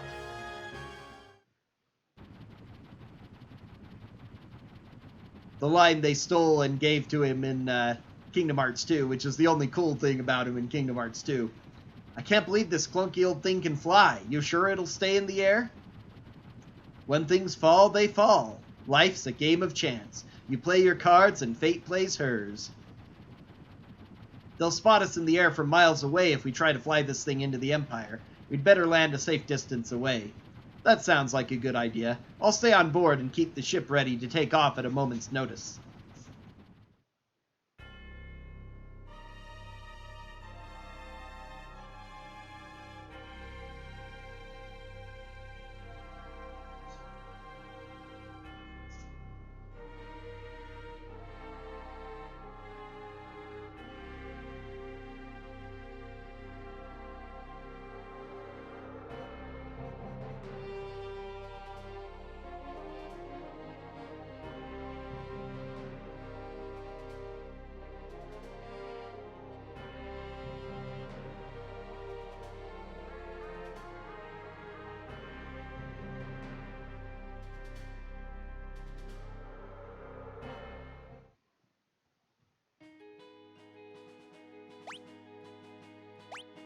Can be.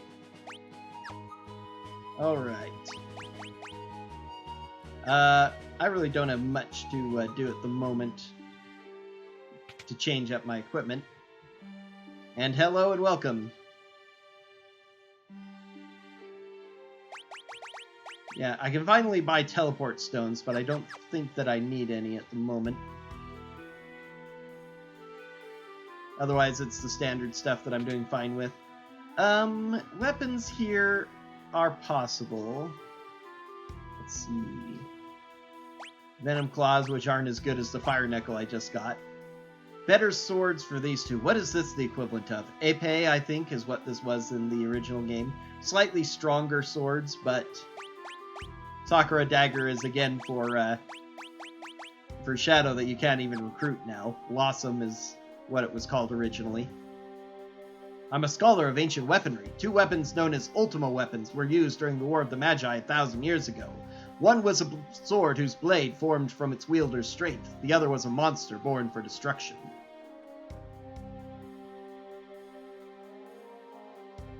You can find excellent weapons and armor in the shops in Zen to the north and Miranda to the west.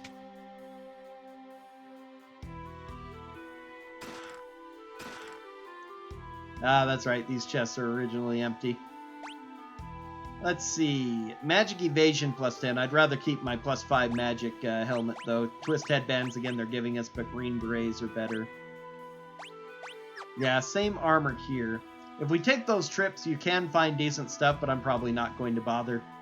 Because we'll actually find better equipment in the Magitech factory anyway. There's a clock elixir in here, if I can actually enter the room.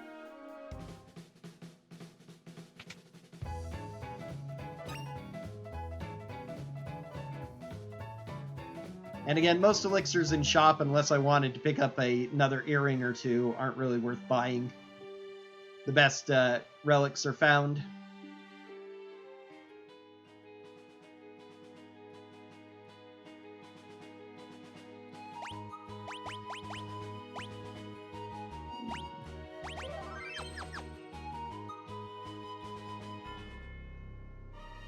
So, some interesting things here in Vector. We come into this little shop here.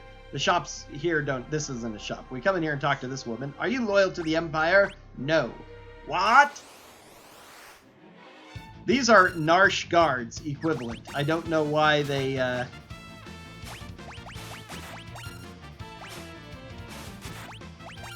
Don't know why they use Narshe guards for these super weak enemies we get to beat. But it's exactly the same enemies we fight when we fight the guards in Narshe. So why they use those when... I don't know. But they wanted to give you a really weak fight. And then you talk to this lady. You might just be able to do it. Listen, youngsters, please don't give up. And so that's a free heal. The inn is free as well, but if you sleep there, they steal your stuff in the middle of the night.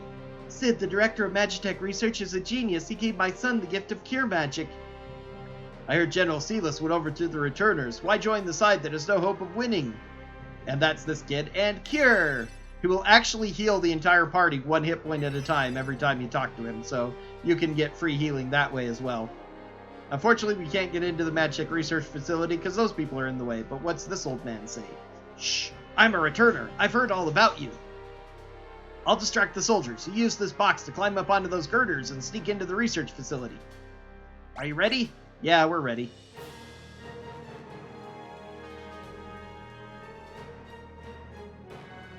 Oh, musta had a few too many.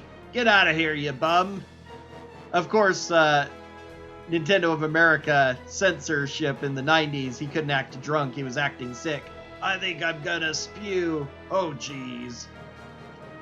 But it makes it quite obvious here that he's acting drunk.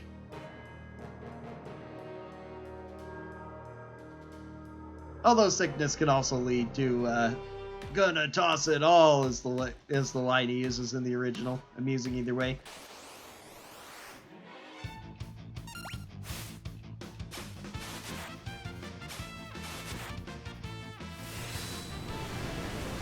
These enemies have very, very strong defense, but weak magic defense, prompting you to use the new magic you have access to, or you just keep using magic-based blitzes and tools that you've been using the entire time, practically. Flame Tongue, Flame Saber as it was originally called, is a weapon that increases magic power even more.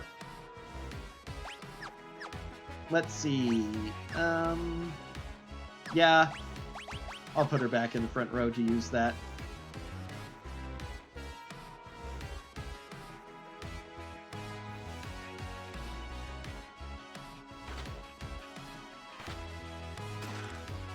You could just climb down before, you didn't need to use the A button.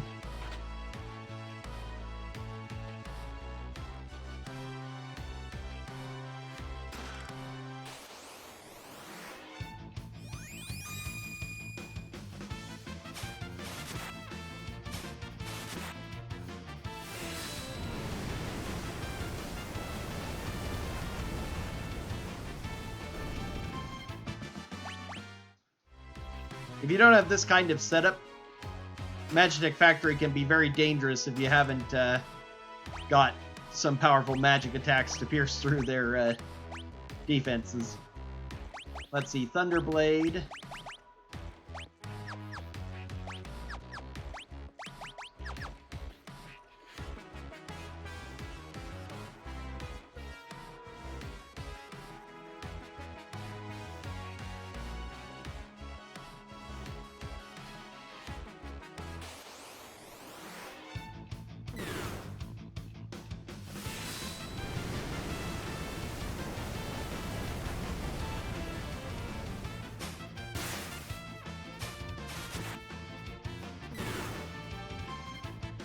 Ouchie.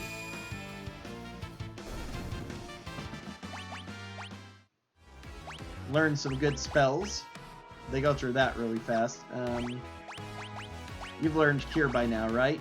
Nope, only 90%. Ah, she hasn't learned anything. Okay, she's still learning Poison. Thundara. He's learned everything from his Espers. He has not. Oh, maybe he hasn't. Yeah, he has, actually, yeah, because there are no more percentages. But everybody else is still learning theirs, so... have to use Cure from Celis, since she's still the only person with a Cure. Dragoon Boots are strong on Edgar, although kind of pointless, because they're still not really as good as his,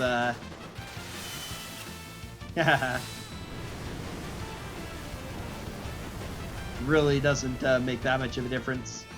Since it does lower my accuracy of attacking with Locke, that's not the greatest, but not a big deal. Locke finally learned Cure, so he can help out with keeping us healed. Golden Shield.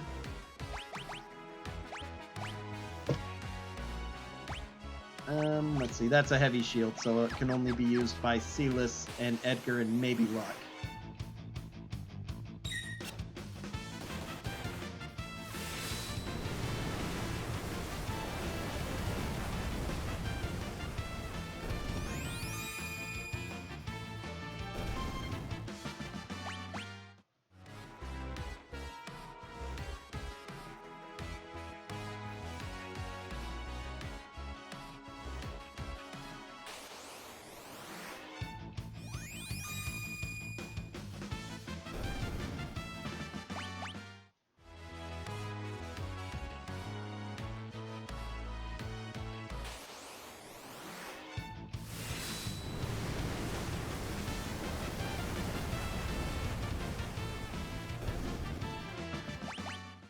Best thing about the Pixel Remaster might be auto combat, combined with the fact that you can have them auto use blitzes, the same blitz that you've been using too, so you don't have to input it every single time. Combined with the naturally easy to use tools of Edgar, that makes very easy farming. While I'm equipping, yeah, Brigand's Glove. Let's equip one of these silver spectacles, and boom, cures, or ribbon would be the same too. But that instantly cures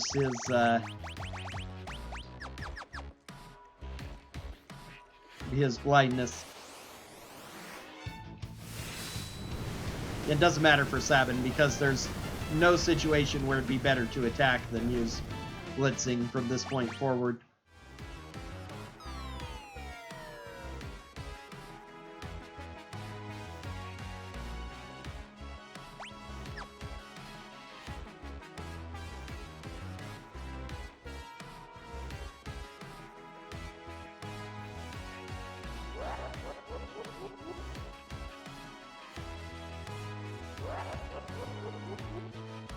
I'm a god, I'm all powerful. Wee-hee-hee.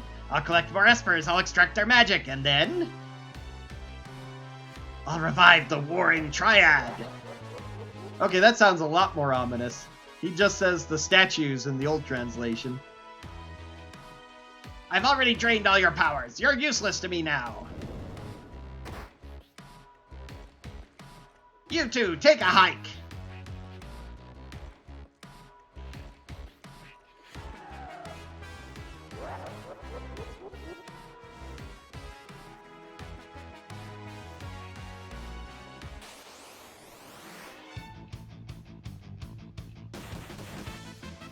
Ouch.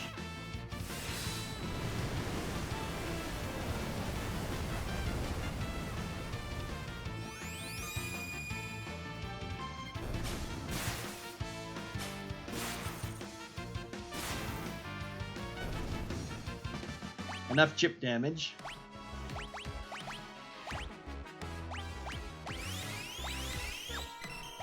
Okay, let's see. Still Thundara. Float 80%. Okay.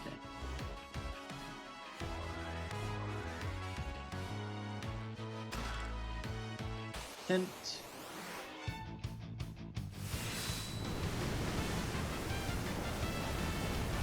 Yeah. Kefka's definitely one of those villains you love to hate more than most others in Final Fantasy. Golden armor. Again, that's Imperial armor for Edgar.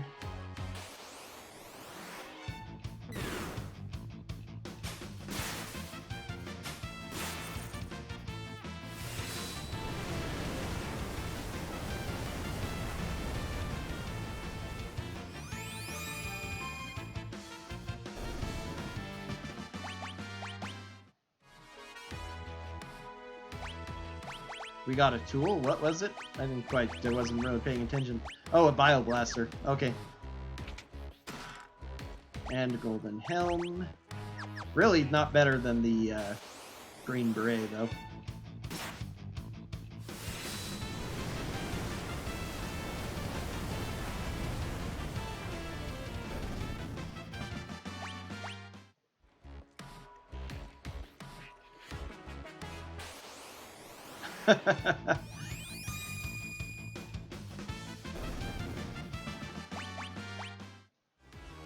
Getting a fight as we step onto the thing there.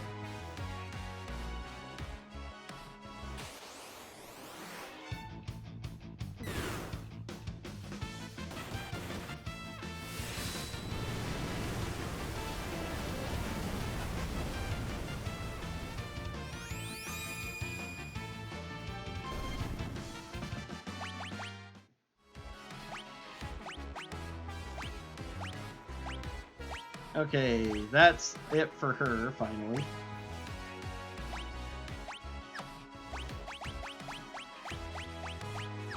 And for him as well. Okay.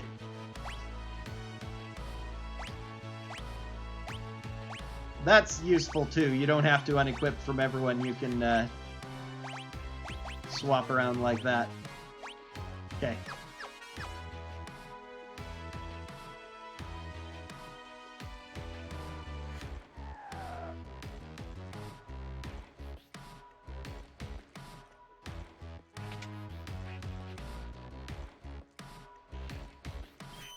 Haha.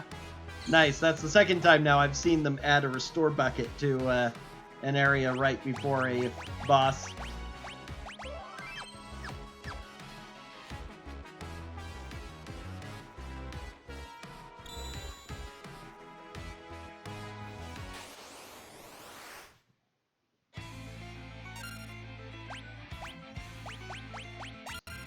Okay, he is immune to almost all magic, so...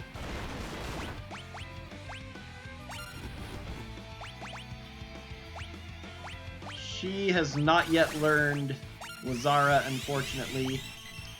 Drill is good on him. I'm pretty sure that the technique of old will not work.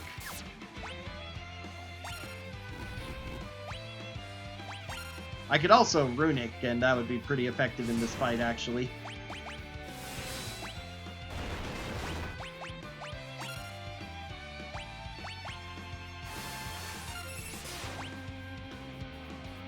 I sense a familiar strength. Who are you?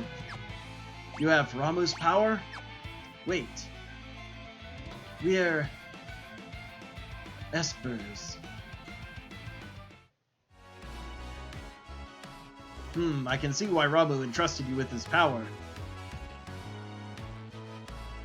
When they finish draining us of our powers, they dump us down here to die. We haven't much time left. Gastal has captured many more of us. They're all here, being drained of their powers. I, too, suffered my turn in one of the capsules. We and Ramu are siblings, each of us born with a different elemental power. If Ramu is willing to give you his strength, then we shall do the same. Our friends are also running out of time. I'm sure they will lend you their strength as well.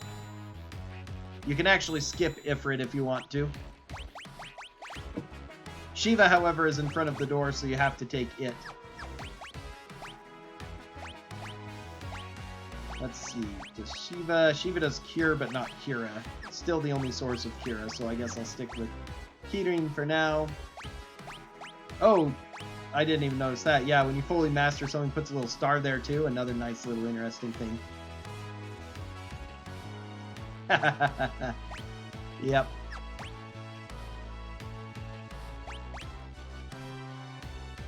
We haven't gotten any points though, so we'll go ahead and leave them like that for now.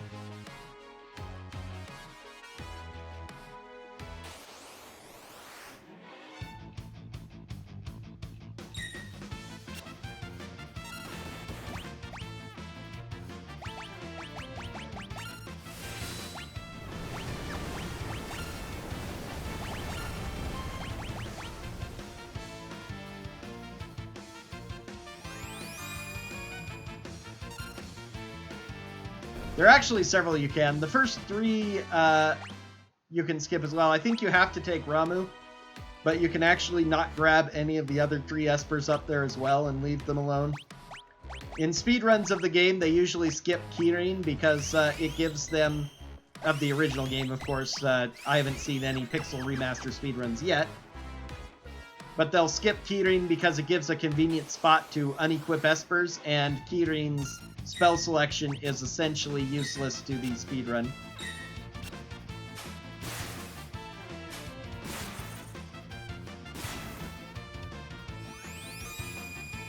Lucky that none of us are level 5 right now. Level 5, multiple of. And luckily it'll be a bit before we are.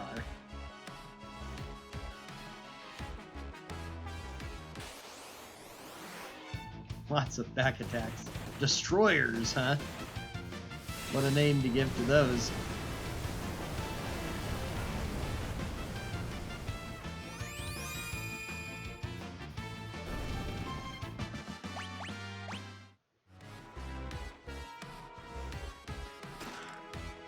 Stone Blade, or Break Blade as it was called before. Mostly just good for selling.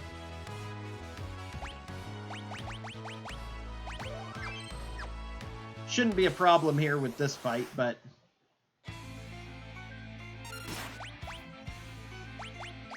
You can actually sleep number 24.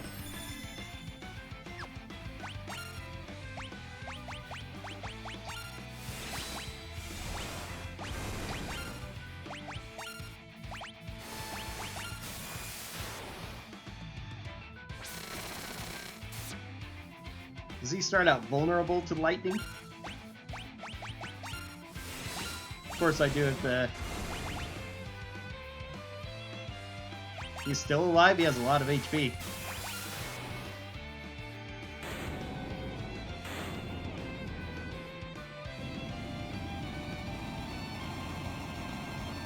Especially if you use sleep, he's a pretty simple boss fight. If you let it drag on long enough, he'll start doing Square's beloved ability to, I should have been trying to steal from him, but that would have attacked him and woken him up. It would have been good to take off the Brigand's Club for that fight, but whatever.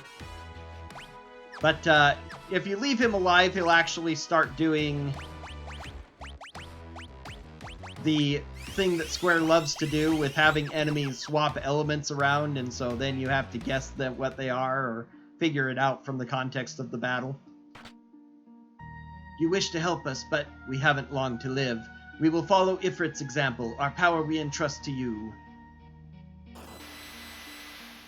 What are you doing over there?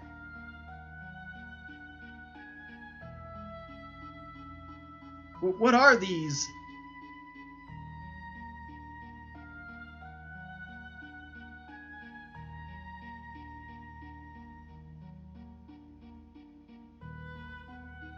So, when Espers die, they can leave behind the essence of their powers. The power contained within these stones must be far greater than what we could ever hope to extract. Hundreds of times greater. Interesting.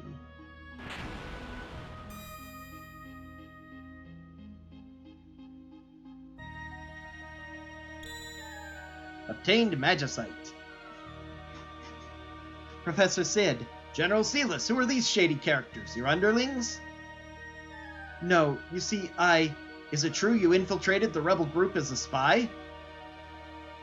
Silas? Oh, I see. Magicite. Excellent work, Sid. Calls him a blockhead in the original. General Silas, we didn't keep up the charade any longer. Bring me those magicite crystals. Locke actually buys it. I can't believe it. Silas, you tricked us? Of course not. Please, trust me.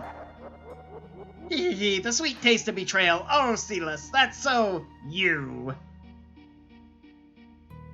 Yeah, I do know the Chrono Trigger bucket. Locke, believe me, Now! Kill them all!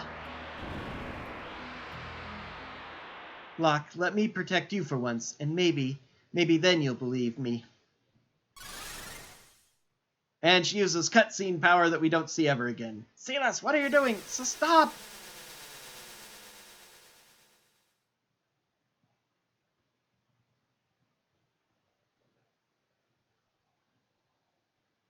Silas.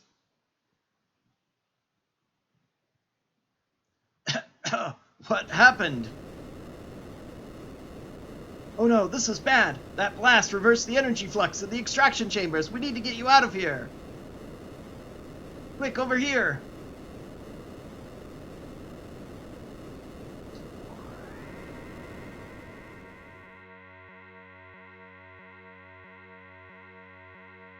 Yep. Oh, what have I done? There's no excuse for it, no matter how much Kefka may have threatened me. Draining the life energy from Espers just to make people stronger. You've helped me come to a decision. I'm going to talk to the Emperor and make him realize how foolish this whole war is. Yeah, it does use the same sprite as Magimaster. Again, healing bucket here by the save point as well. Magimaster, of course, has that same function throughout the entire fight. If your fight lasts long enough with 024, that gives a clue to fighting Magimaster later. Let's see, let's go ahead and get some of these upgraded Espers. Unicorn will do Cure 2 a lot faster. Kira, rather. And that's the only thing I have left on on Kirin anyway. Let's see, Bismarck would be good to add, because it's a useful summon in some of the upcoming fights. As for you, let's go ahead and give you Modwin for now, because that'll increase your magic power even more, and having high magic power on him is more important than any spells, really.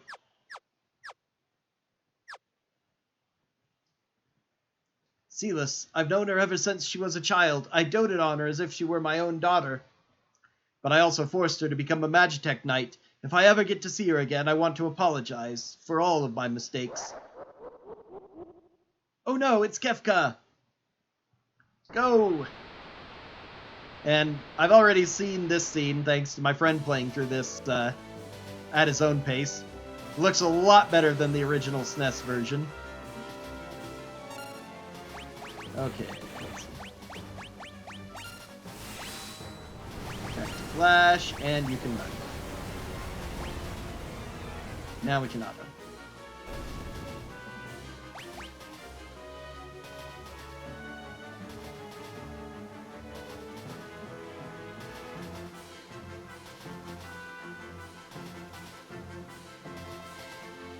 When I was little, I always used to think that there must be some way to control this minecart track because of other games that I played.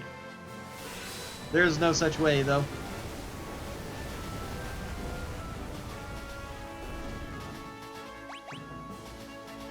I wonder if the random encounters you get here are affected the same way. You're actually able to manipulate which ones you get by changing who the lead character is. For some reason, putting Sabin in front gives you a lot of the little red Magna Rotors instead of the big purple ones. They're actually, there are more of them and can easily die to AoE attacks like this, so they're worth more experience.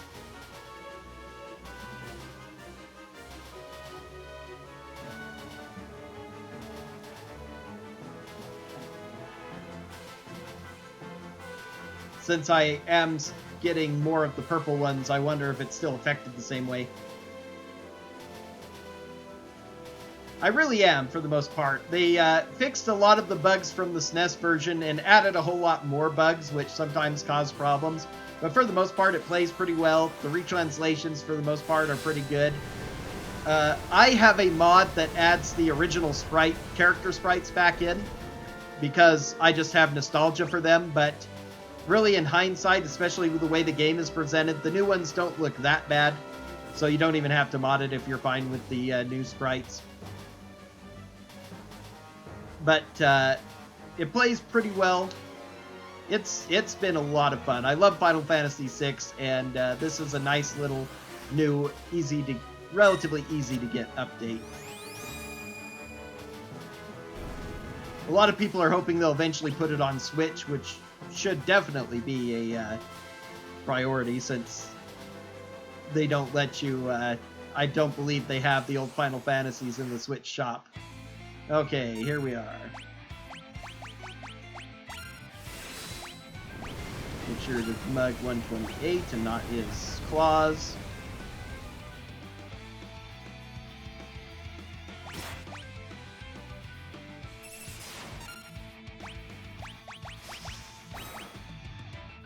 Shamshir is a half HP, that's a bit of a problem. Yes, he can. They call it Meteor Strike now, but yep, it still works on it. Oh, Blast, that's right. He absorbs ice and I'm wielding an Ice Blade. I could fix that, though.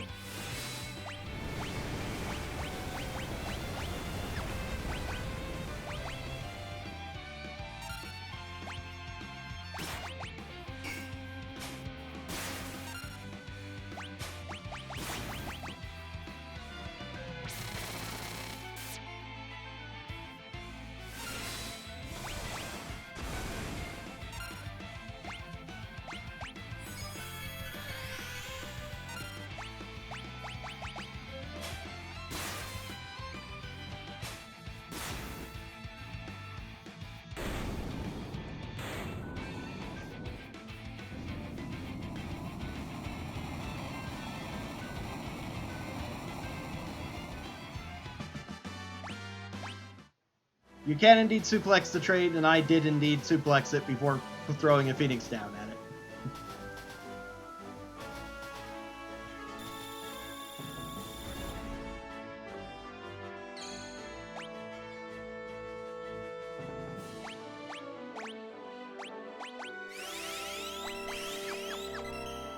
Okay.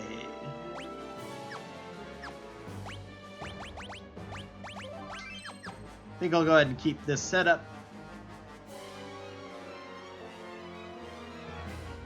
You were taking too long. I got worried. Where's Silas? We done goofed. We can talk about it later. Let's get out of here. And now the fourth boss fight in very short time here in the Magitech Research Facility.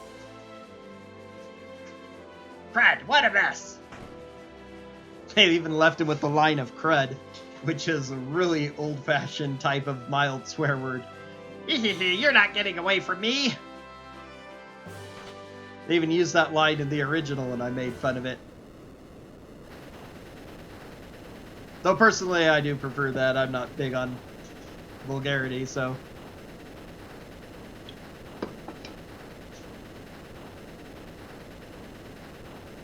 One of the problems I have with the FF7 remake is Cloud's constant swearing. We better not overstay our welcome. Let's get out of here fast. That sounds like an excellent idea, but it seems we're rather in demand. Here they come. I don't like the look of those things.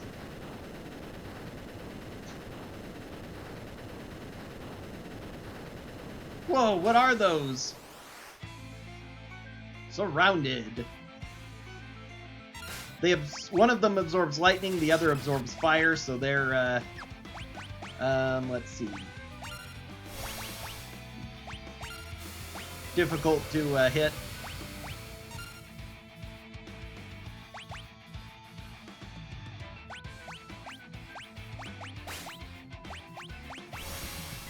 The big problem... Oh, L2 for entire party, not L1. Okay, good. That's what it is R2s and L2s. I gave up, because they also let you do it by pressing to the side like the old ones did. I gave up on being able to do that. Guess just Aura Cannon.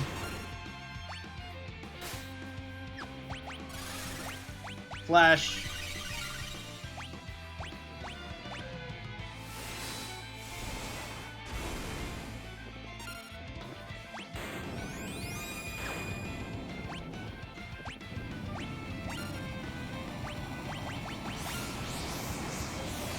Prismatic Flash.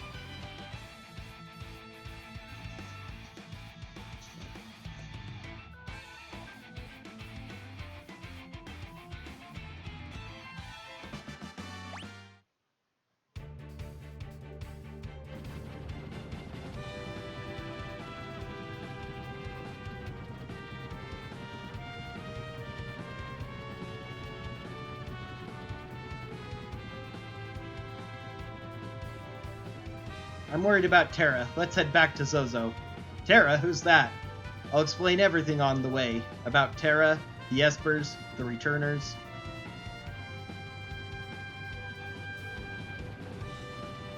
And how we out of nowhere believed a wild rumor that Celis was planning to betray us for no reason whatsoever, and so she ended up leaving the party because of it. Darn good job.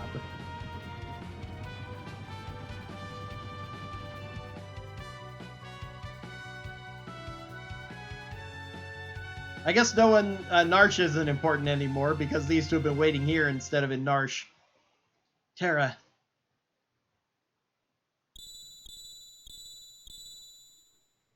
The Magicite.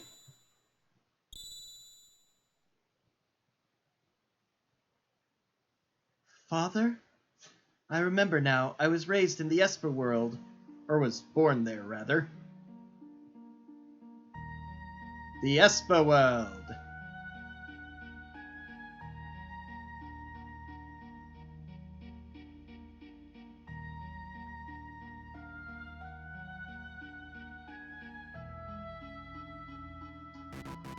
They don't let you open the menu here, interestingly.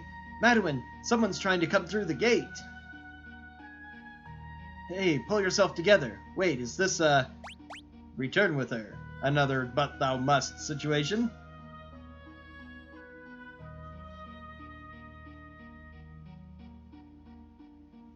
She's still quite weak. She'll need to rest for a while. Did I wake you? You're an Esper? What's that pendant around your neck? I'll give it to you. A charm from the Esper world. The Esper world, so that's where I ended up. Everyone is at a loss as to how you, a human, could have made it into our world. You're the one who saved me, aren't you? My name is Madeline. Better than Madonna, I guess. I was sick of living in the human world. It's nothing but a pit of greed and hate. So I wandered out into the storm, and before I knew it, I was here. They say that human and Espers can't coexist. Are you saying you don't want me here? No, I'm just not sure. I'll return to my own world tomorrow. Alright, someone can show you the way back.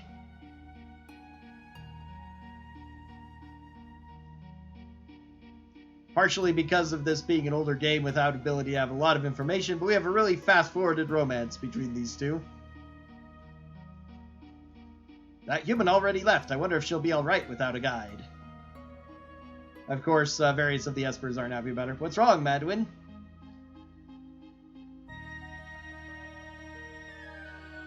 If you don't want to go back to your world, you're welcome to stay here. But humans and Espers can't be together. How can we know for sure unless we try for ourselves? How can we know for sure? Unless we...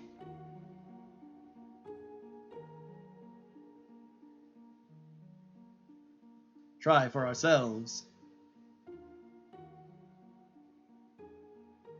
And now we get the magic of Insta Baby! Oh, they actually gave her baby sprite green hair too. Nice. It was brown haired in the original. I've chosen a name for her. What is it? Terra. It's beautiful, isn't it? Yeah, really, really fast-forwarded romance. 2 years later.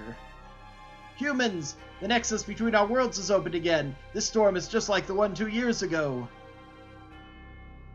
But this is different from the time Madeline came here. This one brings with it an army that seeks our magical powers.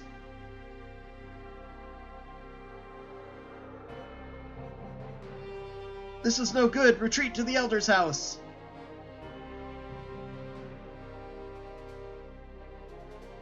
Emperor Dog. Haha, I finally found it, after all that time spent decoding the secrets of those ancient texts. Now it's time to reap the rewards. Grab them, riches to any man who captures an Esper. Go!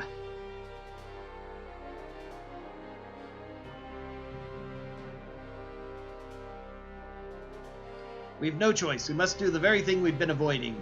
You mean the magic barrier? I'll create a tempest to sweep all the invaders out of our realm, then I'll seal the gate. Even among Espers, the power to create a magical seal is limited to a single bloodline. I am the last of that line. Of course. But at your age, I may not survive, and without me you'll never again be able to open the gate. Madeline. The other world holds nothing for me. Then it's decided. We have no other choice. This is all because of that human woman.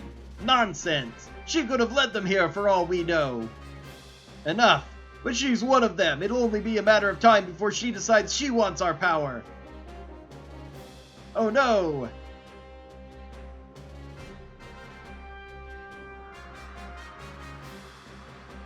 Moving diagonals is so great. We can go ahead and talk to Esper. Where are you going? Madeline, she... Oh no, but it's already too late. I begun activating the seal. You won't be able to return. I don't care. We're being pushed out. No, just when the ultimate treasure was within my grasp. Just when we're on the verge of a veritable bonanza, was his original line. Madeline, I'm nothing like them. I know. Thank you. Will you come back home with me? Yes, of course. Oh, drop the baby. Terra! Madeline!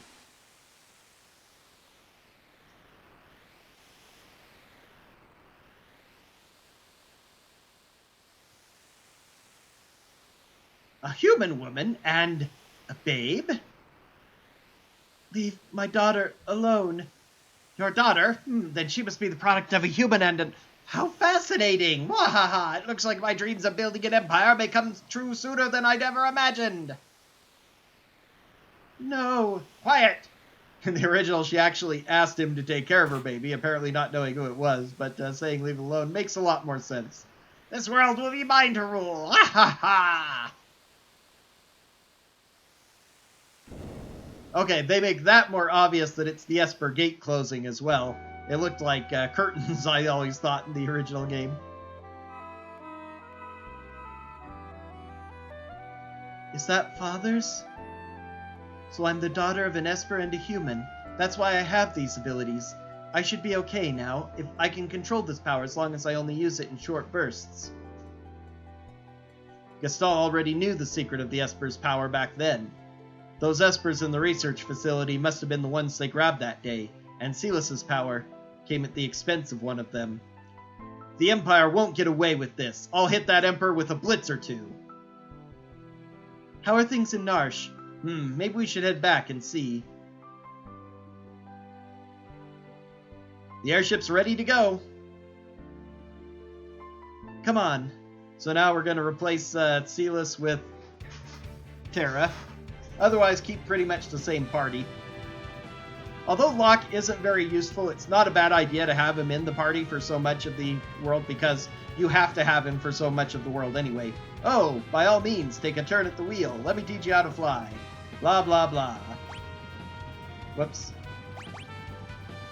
No, I know how to fly the airship, I'm pretty sure.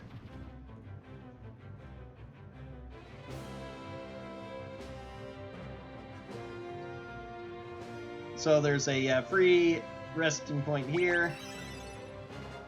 Nice having guests on board again. That's what he says. Gaha! Customers need refreshment. Sells high potions, which I've acquired a lot of. Holy water, which I'll be using. I might need a little more of those, actually. So now the world is finally our oyster. We can use our airship to go anywhere we like. You can talk to characters to change the party, which we need to do. Don't worry, I'm sure a peaceful future is right around the corner.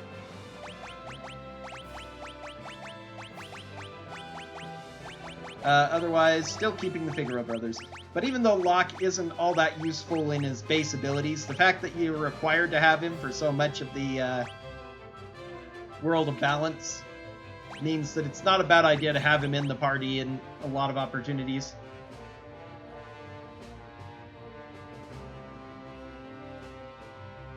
Yeah.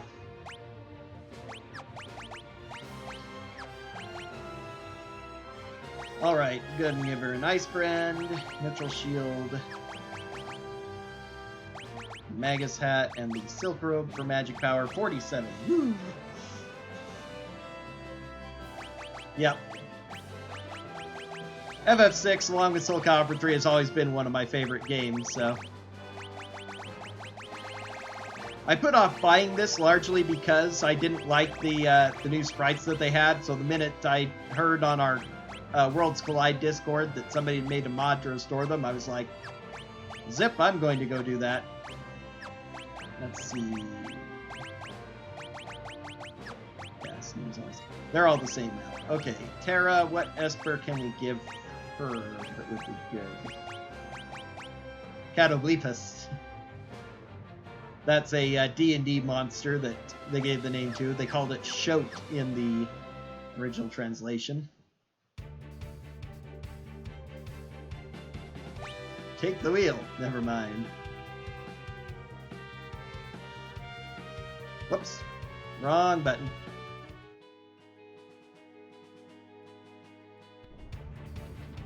That's the zoom forward button. Doesn't go nearly as fast. That's a little disappointing. Okay. That's map. Nope. And that just goes there. So, is there a way... Maybe I should have listened to the commands to see if there's a way to... Okay, yeah. You hold the L2 button, and that gives all the controls. So that allows you to move around. That was the X button originally.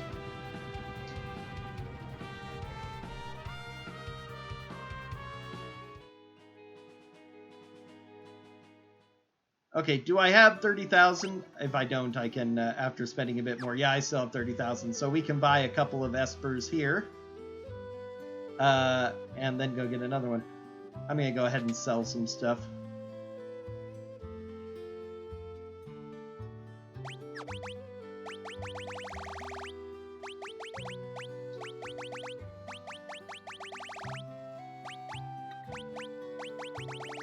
Should have rearranged things first. I never did end up using that twist headband. I'll sell them both. Whatever.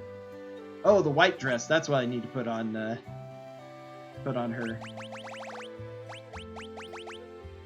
I don't really need a Vile Blaster. Zephyr Cloak is decent. It adds some evasion. Golden Helm, Stone Blade. Those are what I want to sell. Okay.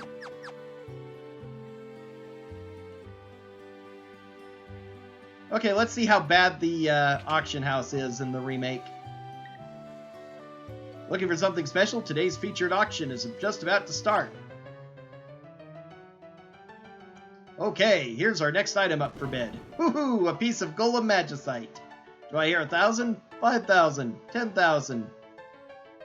Come on now, don't be shy. I'll bid, even though it's not necessary. 18,000. 20,000. Sold to this lucky bidder. Take it away, please. That's all for today. Come back again soon.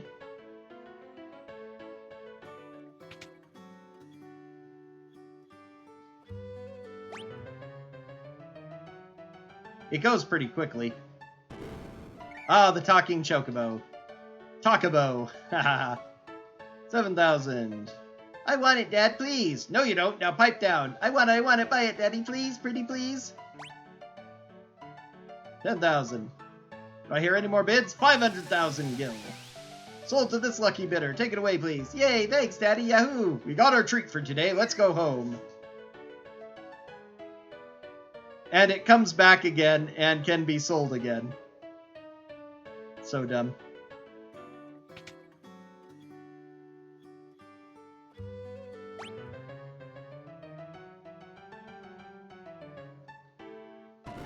Yeah, Zone Seeker. Not bad. 1,000. There's nothing I can't buy. 2,000. 3,000. 4,000. 5,000. Oh! Okay, that's different. I'm glad I found that out now. So if you don't bid on it, if you don't in the original, someone else bid, if you don't bid the first time, it doesn't matter. It comes back. You have to, it's only the second time that, yeah, we're going to go through this again now. It's only the second bid that matters, but this time you have to bid both times if you want it. That's, makes a little bit more sense, I guess.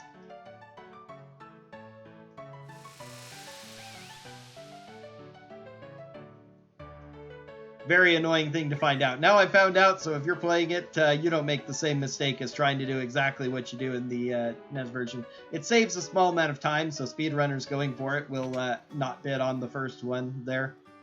Or people playing the randomizer when you do this. That's something I try to do sometimes. Sometimes I just spam through it and don't care. But it saves a small amount of time. It does mean that if you're trying for things like the Angel Ring here, or you don't want to purchase it and you want to get rid of it, saying no means that it goes away. Oh, come on! How come this one didn't go away after saying no? I was just about to say that means that you can get rid of auctions you don't want quicker, but man. That's very cheap, game. I am very displeased by that decision, programmers.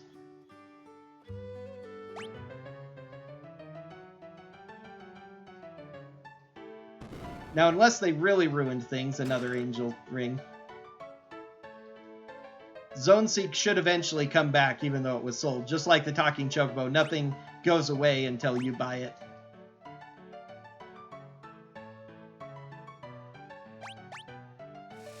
That is garbage.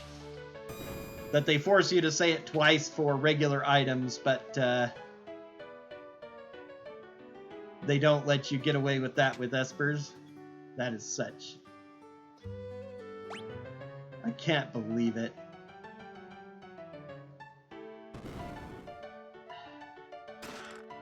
Tired of Angel Wings? Okay, what's the Angel Ring versus the Angel Wings? Or has it been Angel Wings the entire time and I haven't been paying attention? Probably just been that. Angel Wings would be Cherub Down, which is Cast Float. Probably has just been the Angel Wings, because I think that's the only other item in the World of Balance apart from the Espers.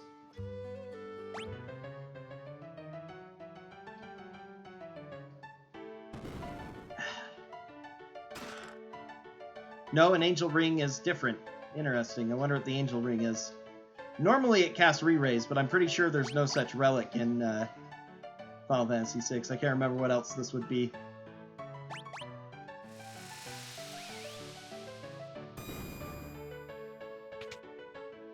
Cure Ring? Maybe it's the Cure Ring.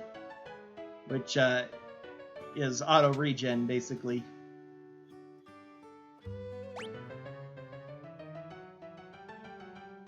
Been a while since I've done the vanilla auction house.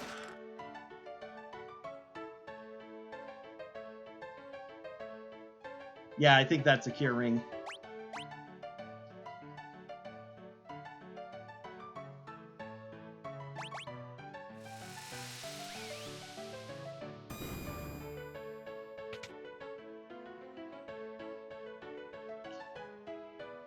I am so annoyed right now. There are a few things in this game that I hate more than sitting around in the auction house.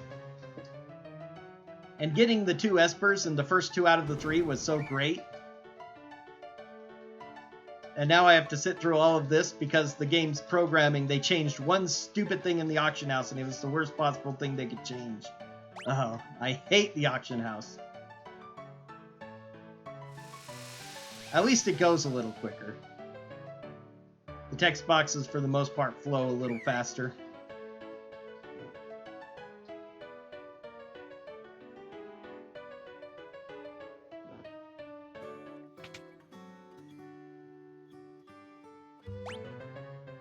Wonder how the RNG works. In the original game, it's based on character movement.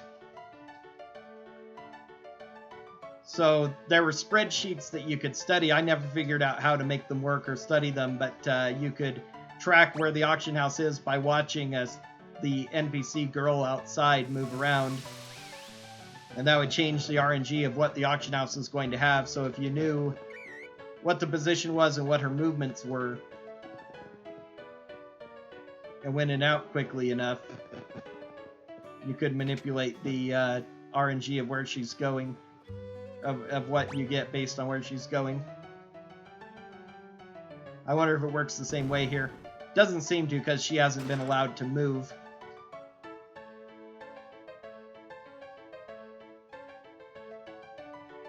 I hope I don't have to buy one of these things in order to make it come back, because I've never let it be bought before. I do know that they've said that it's not permanently missable, that if you don't buy it, it'll come back around again at some point. Same with any of these. A lot of them are, there's only like one item that can be bought continuously, and I think that's the Angel Ring.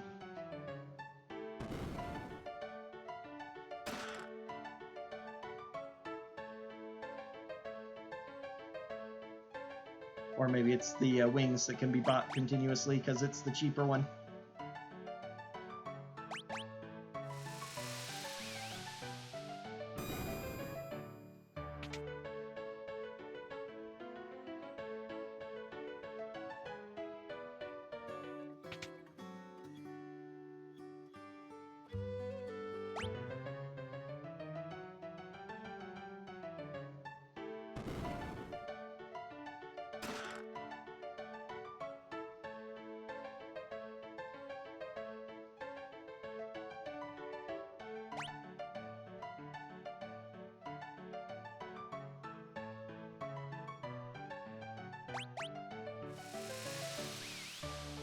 Ah, jeez.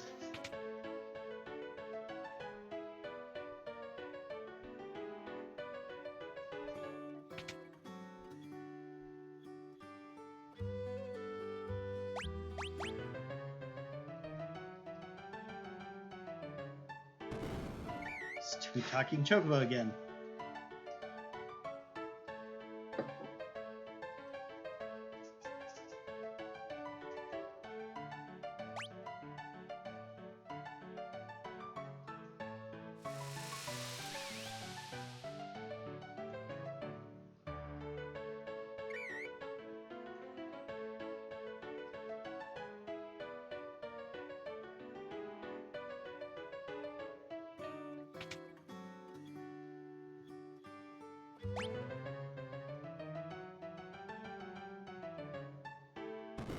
There we go.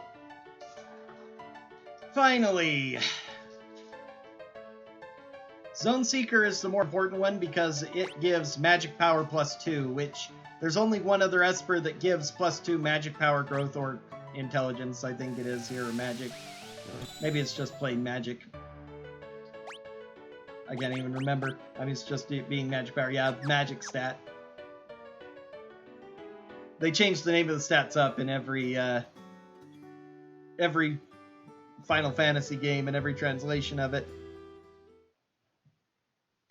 But +2 magic stat growth is extremely valuable to characters like Edgar and Sabin, who have magic-based attacks that are unique to them, but don't get a lot of, they don't start with a very high magic stat. Let's see.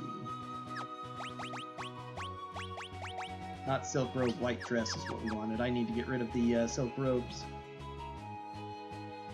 And maybe buy another white dress, actually, for Celis. By the time she comes back, we might have technically better defensive armor, but +5 magic robes are not stuff you usually find at this stage of the game. Yeah, let's buy another for her later. Okay, and now I can go get Seraphim as well, which teaches some pretty good healing abilities, but doesn't have any growth on it. Still a decent Esper, though.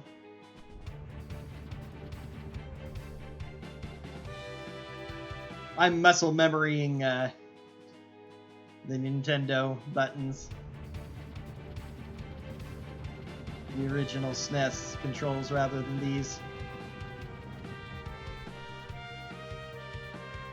You can save a lot of money by coming back in the World of Ruin. Instead of charging you 3,500, it'll only charge 10 for this Esper, but... Uh-oh. Whew, don't scare people like that. I thought you were an Imperial trooper. Not too long ago, some people broke into the Magitech research facility and raised a huge ruckus. I used the opportunity to sneak in and grab this glowing stone. For 3,000 gil, it's yours. But it's still cheaper than the ones in the auction house, so I'm not bothered paying 3,000 for it to get it now. But if you don't fight a lot and you're short on money, you don't really... It doesn't offer anything super great, so you can leave it if you want to. And yeah, the stuff that they sell here isn't really all that much better than anything that was anywhere else. Mithril helms are technically an upgrade over green berets, but not really. Because green berets give both 10% evasion and 10% extra HP. Again, the weapons aren't really any better either. You could upgrade Moonring Blade to Boomerang, but the elemental swords are still better than that, plus they raise magic power. Okay, let's see. Zona Seeker, too. It's not Zone Seeker, it's Zona Seeker, whatever that means. Seraph instead of Seraphim, that's perfectly natural feeling. You've learned Cura now. Protect, Shell, Dispel. I think that's the only thing that has Dispel, not that that's a really vital ability. Getting Raise would be good, though, so we'll swap over to that. Give him Zona Seeker, Catoblepus.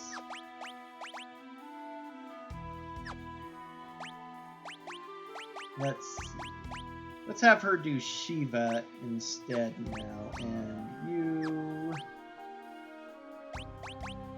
you've learned the important things on Bismarck. Let's learn Madeline. Yeah, I wonder what that's supposed to imply. Zone Seeker didn't make a whole lot of sense as well, but at least Zone is a word that I know. The change to Zona. He's trying to find Arizona? I don't know. Most of the other names are pretty close to what they were. Carbuncle, Bismarck, Golem. Catoblepus makes sense if you know D&D, and the creature Catoblepus, it did have a Death Gaze attack. In some forms, a Petrification Gaze similar to a Basilisk. Kate Sith, of course, is a common Irish spirit. The English translation of an Irish cat spirit that they've used in a lot of different Final Fantasies. Instead of Stray, which I guess was supposed to be a stray cat to go with that, because they weren't sure about the meaning of that there.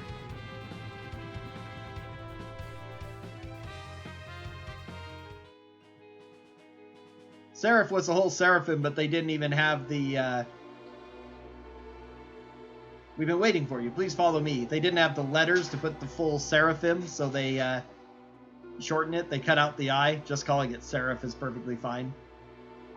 Oh, you're here. The people of Narshe finally decided to fight the Empire. How did things go in Vector? I see. We'd been trying to work out a plan to make use of Narshe's resources and Figaro's machinery, but we just don't have enough troops to storm the Empire. We have no choice but to open the sealed gate. You mean the gate to the Esper world? We'll never beat the Empire without their help. The sealed gate lies to the Empire's east.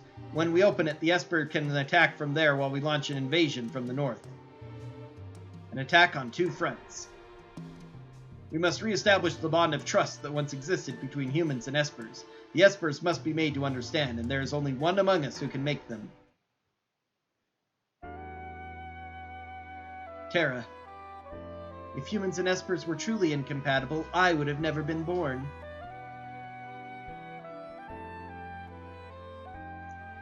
I'll do it. I'm the only one who can. Alright, and it's totally not necessary, but we're going to go ahead and pick up another party member here, because... So we encountered a lone wolf the pickpocket in the dungeons of Figaro. He's managed to break out. And so if we, you talk to some of the people in town, you hear about him. Let's see, I think it's this guy, actually. You're in the way. It looks like the war is finally upon us. Nope. Let's see. There are Muggles living in a cave deep within the mines.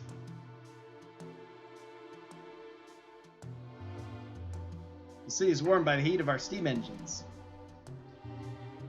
We opened armor shops and started selling some new things in preparation for the coming war. Yeah, I should check those. Where's the guy who talks about it?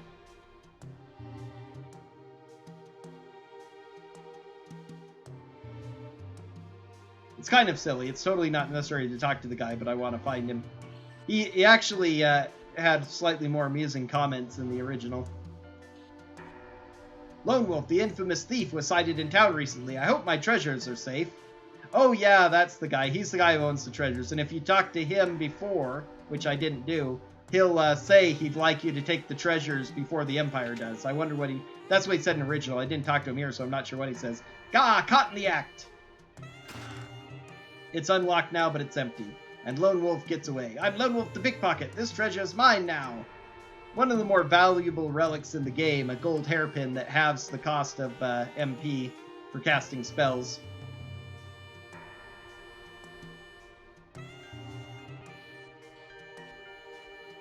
Realistically, it might even be more valuable to get the gold hairpin than Mog for most playthroughs, because you have plenty of characters. Persistent, aren't ya? But we're gonna do the cool thing and pick up our Moogle character.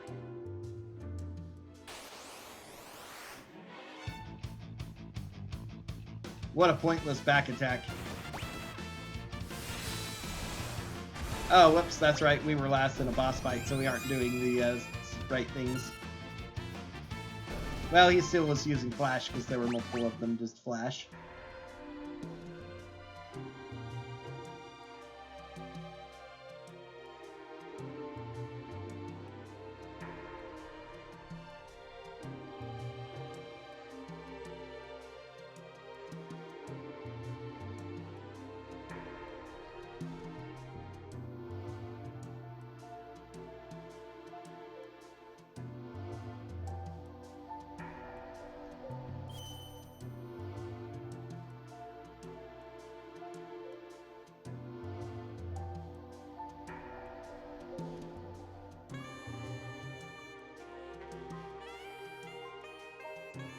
That's far enough. Come one step closer and the Moogle gets it.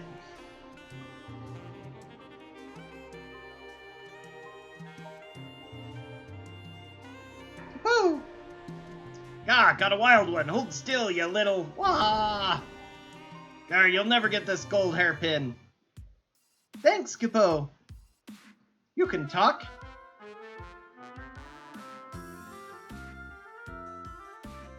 A Moogle who speaks the language of humans and can summon the Earth's power through his dance.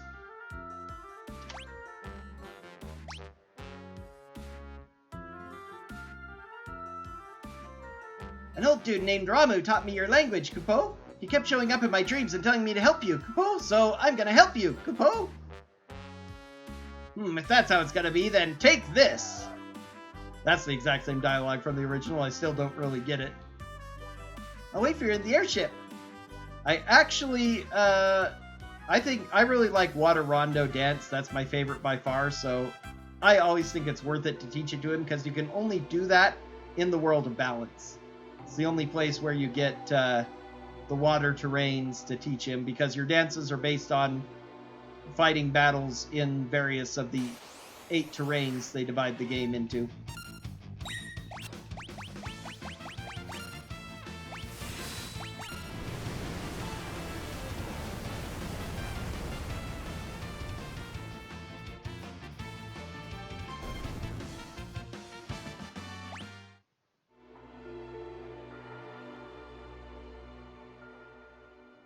And all the other terrains you can find in various places in the world of Ruin as well.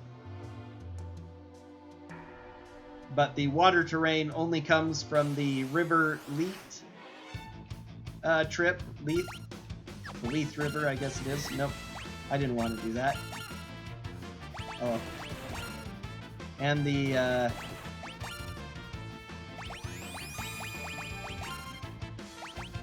Okay, there. And the Serpent Trench. And both of those areas are only accessible in the World of Balance. Most of the enemies in the cave up ahead absorb fire, so maybe I'll go ahead and swap out Sabin, who's reasonably high level.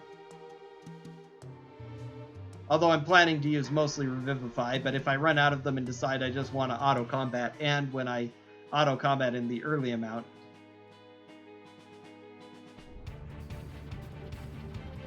oh yes, I also need a,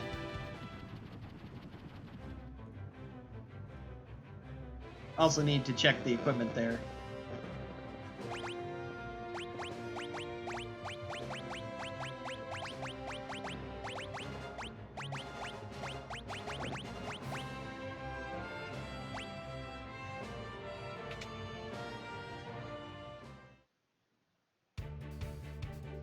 Yep.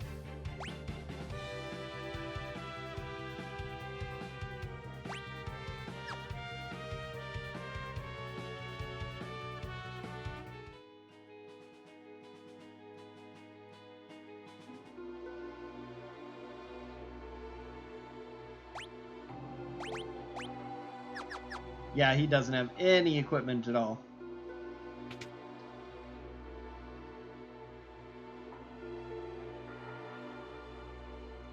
Poison Rod. Okay, Trident. Water-based, but, oh, Hawkeyes. That's right. Hawkeyes are actually quite strong. I can't afford 2 of them, though.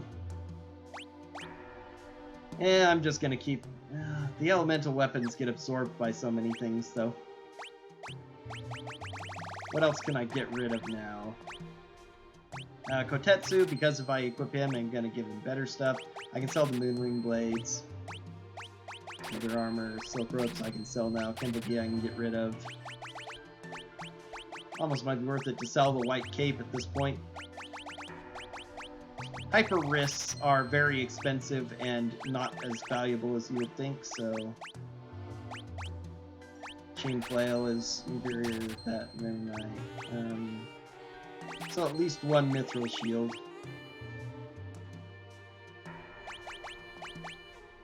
And the Iron Helm is quite inferior too. Okay. That gave us a good amount. Alright. Locke is pretty dangerous with 2 Hawkeyes.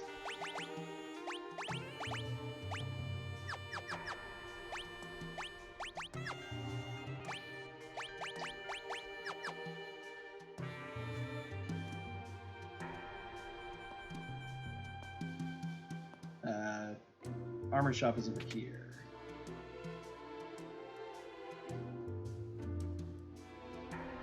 Alright, I can get a couple more golden shields. Oh, Tiara. Plus 2 magic, so it's a lot better defense than the Magus Helm, but it's 3 less magic. Though it is plus 2 magic, so it's okay. But Mithril Mail. Power Sash would be very good for Locke to get to upgrade his gi, or his vest rather. But she's got a white dress and he has golden armor, so nope, we don't want that. We need some sort of armor for Mog, though. Probably a mithril vest once we put... Everybody can use mithril vests.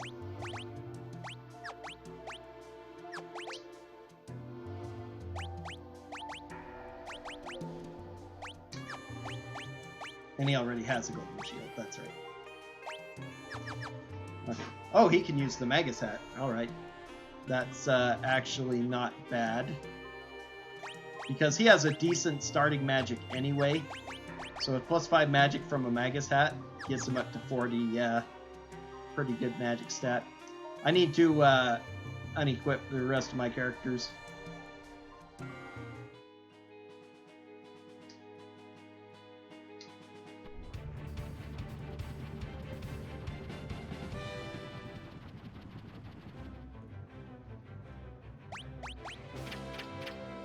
Okay. Now, do I want to keep that +5 or do I go for the Green Beret? It's also got slightly better magic defense, which is more of a problem. We'll go ahead and leave Magus hat on. But I have a option to switch to as well.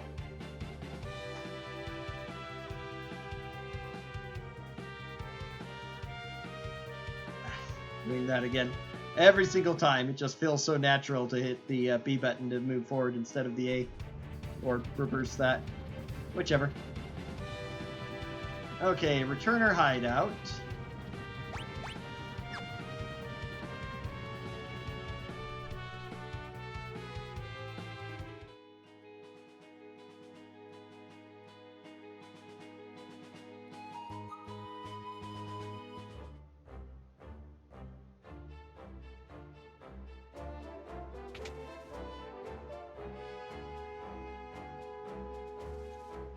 Is Bannon all right?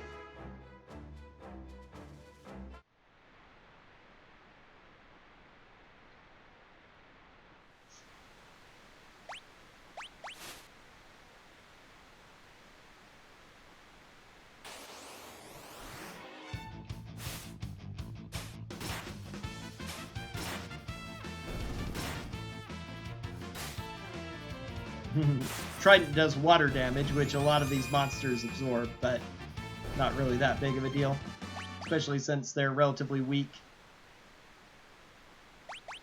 Let's see how long right is. It's been a long time since I've gone right.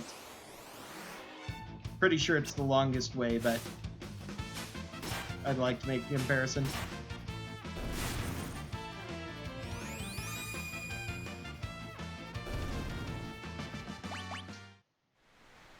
Hawkeye is one of 2 special weapons that Locke can use in the game that, I don't know quite what they're supposed to be, maybe some sort of mini whip-like thing. But occasionally he can throw them instead of just swinging them, and they do double damage when that happens. Plus they count as flying weapons, so they do double damage to flying enemies. So if you get a thrown effect on a flying enemy, you get quadruple damage from it. The superior one, the sniper, is sold in the World of Ruin, but it's very rare that you'll ever see anybody using it in a normal playthrough, because by the time you get Locke back, you have access to a wide variety of more powerful and cooler weapons even than the sniper, so...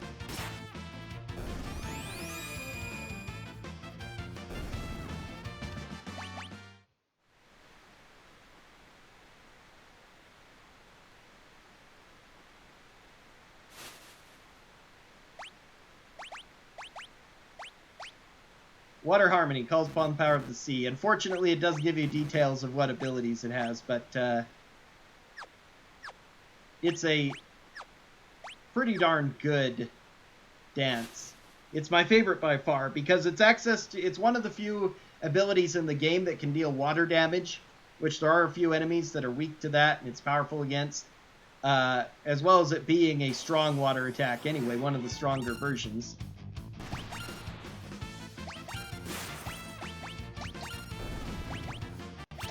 As well as a single target lightning attack called Plasma that's pretty good.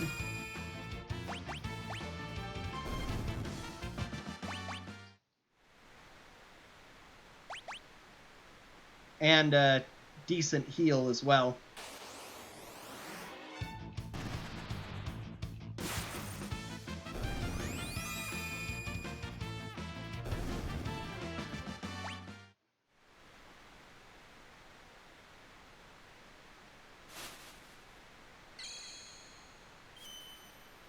There, now I don't have to cure the status ailments.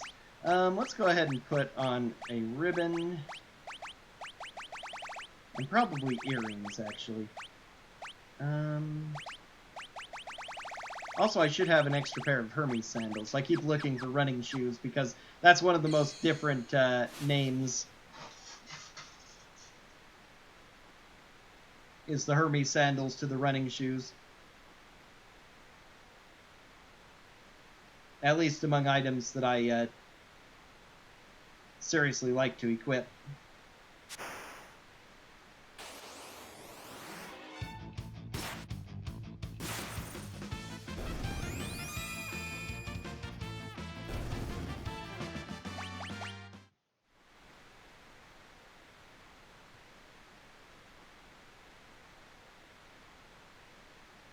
It would be nice if they let you choose left or right at that point of the raft, but so now we're in Sabin's scenario, so we have to go through everything that we went through before.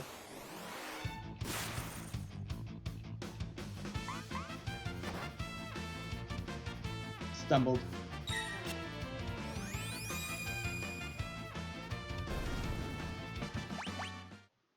All the stuff that I was talking about Gao and how he's unreliable goes double for Mog, actually. That's the one problem with him, is that if you try to use a terrain you're not on as a dance, you have a very good chance of failing to begin with. And once you activate him, just like Gao's rages, he's uncontrollable. You don't know what he's going to do.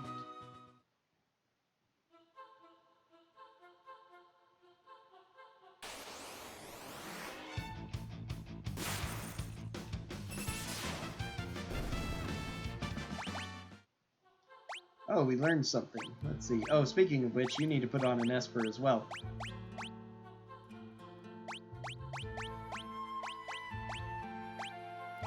I'm going to put that on because Sabin has it.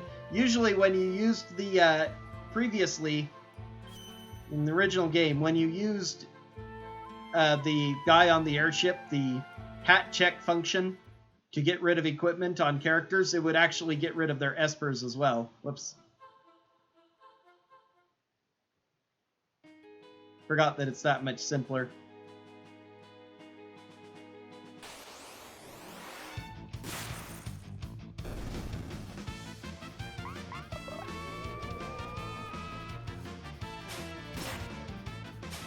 Apparition is probably the worst thing he can do with Water Rondo, or Water Harmony as they call it here.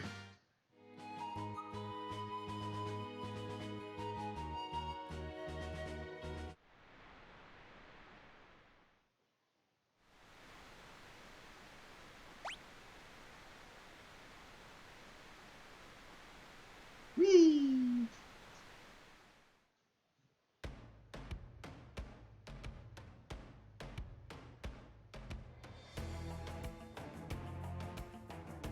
Now that you have the airship, you can also bring Gao back to the Veld at any time to teach him more rages if you want to.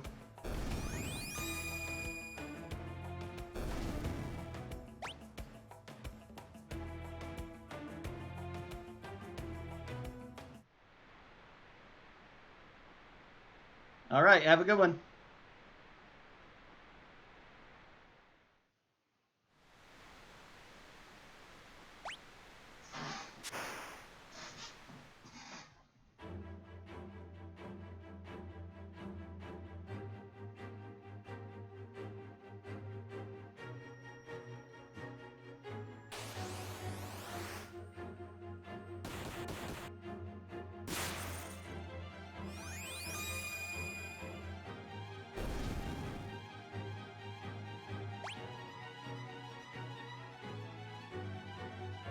Oh, I forgot to check to see. Would actually need to go left both times now to avoid the caves. No reason to go in the caves when there's items. Although the first cave might be a little bit faster to go into. They actually do in the speed run and ignore the chest.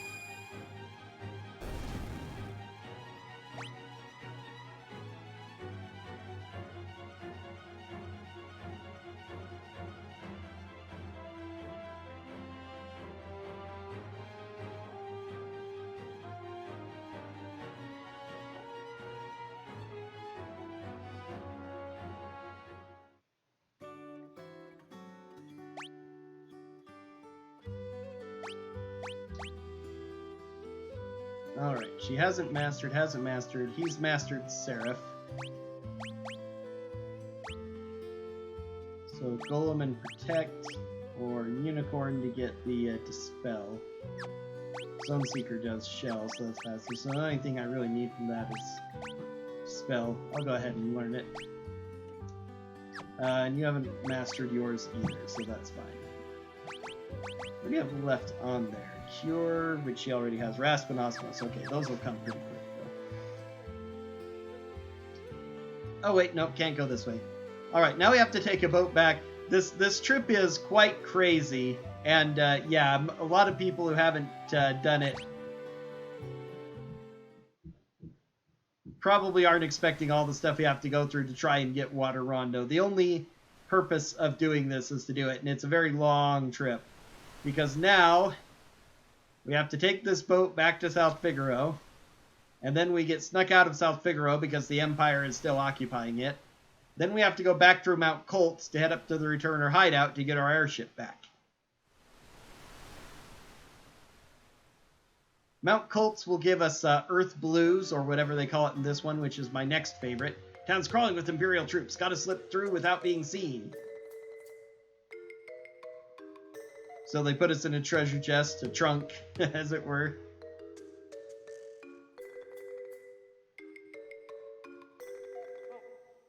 Can't be too careful.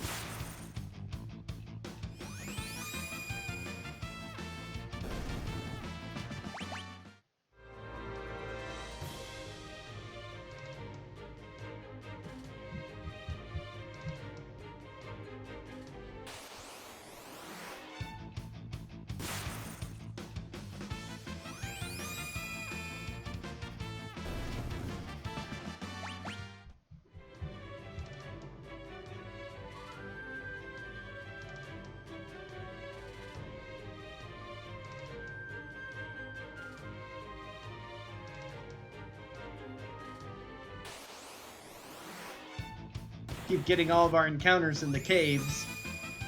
I already have the cave dance.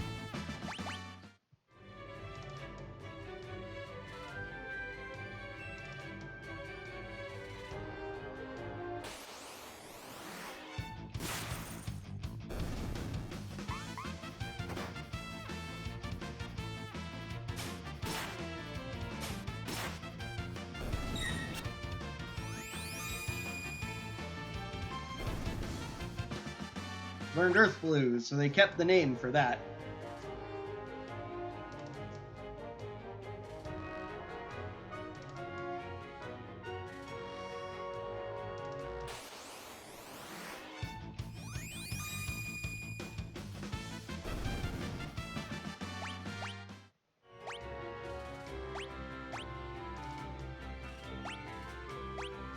Okay, she's learned Shiva. Let's go ahead and teach her Ramu next to get her lightning spells, and then she'll have everything pretty close to Stone Seeker still going. Okay. Everybody else still learning stuff.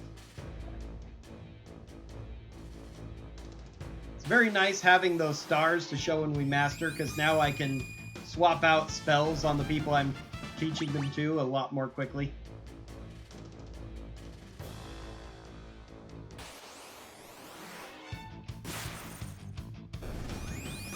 Be a nice feature to add to the randomizer too, I think.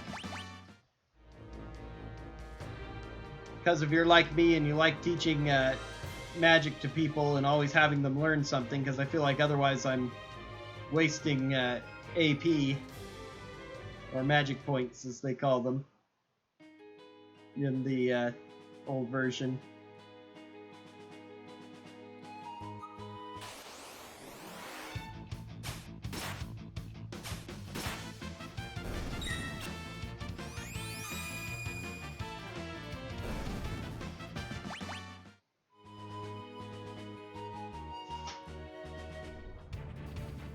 Alright.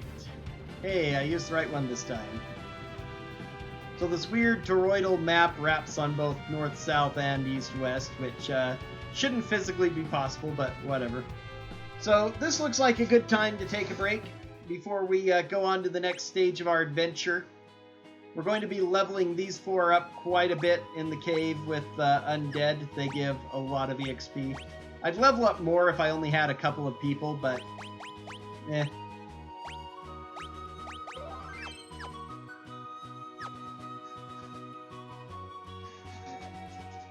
Anywho, be back in about a half hour or so.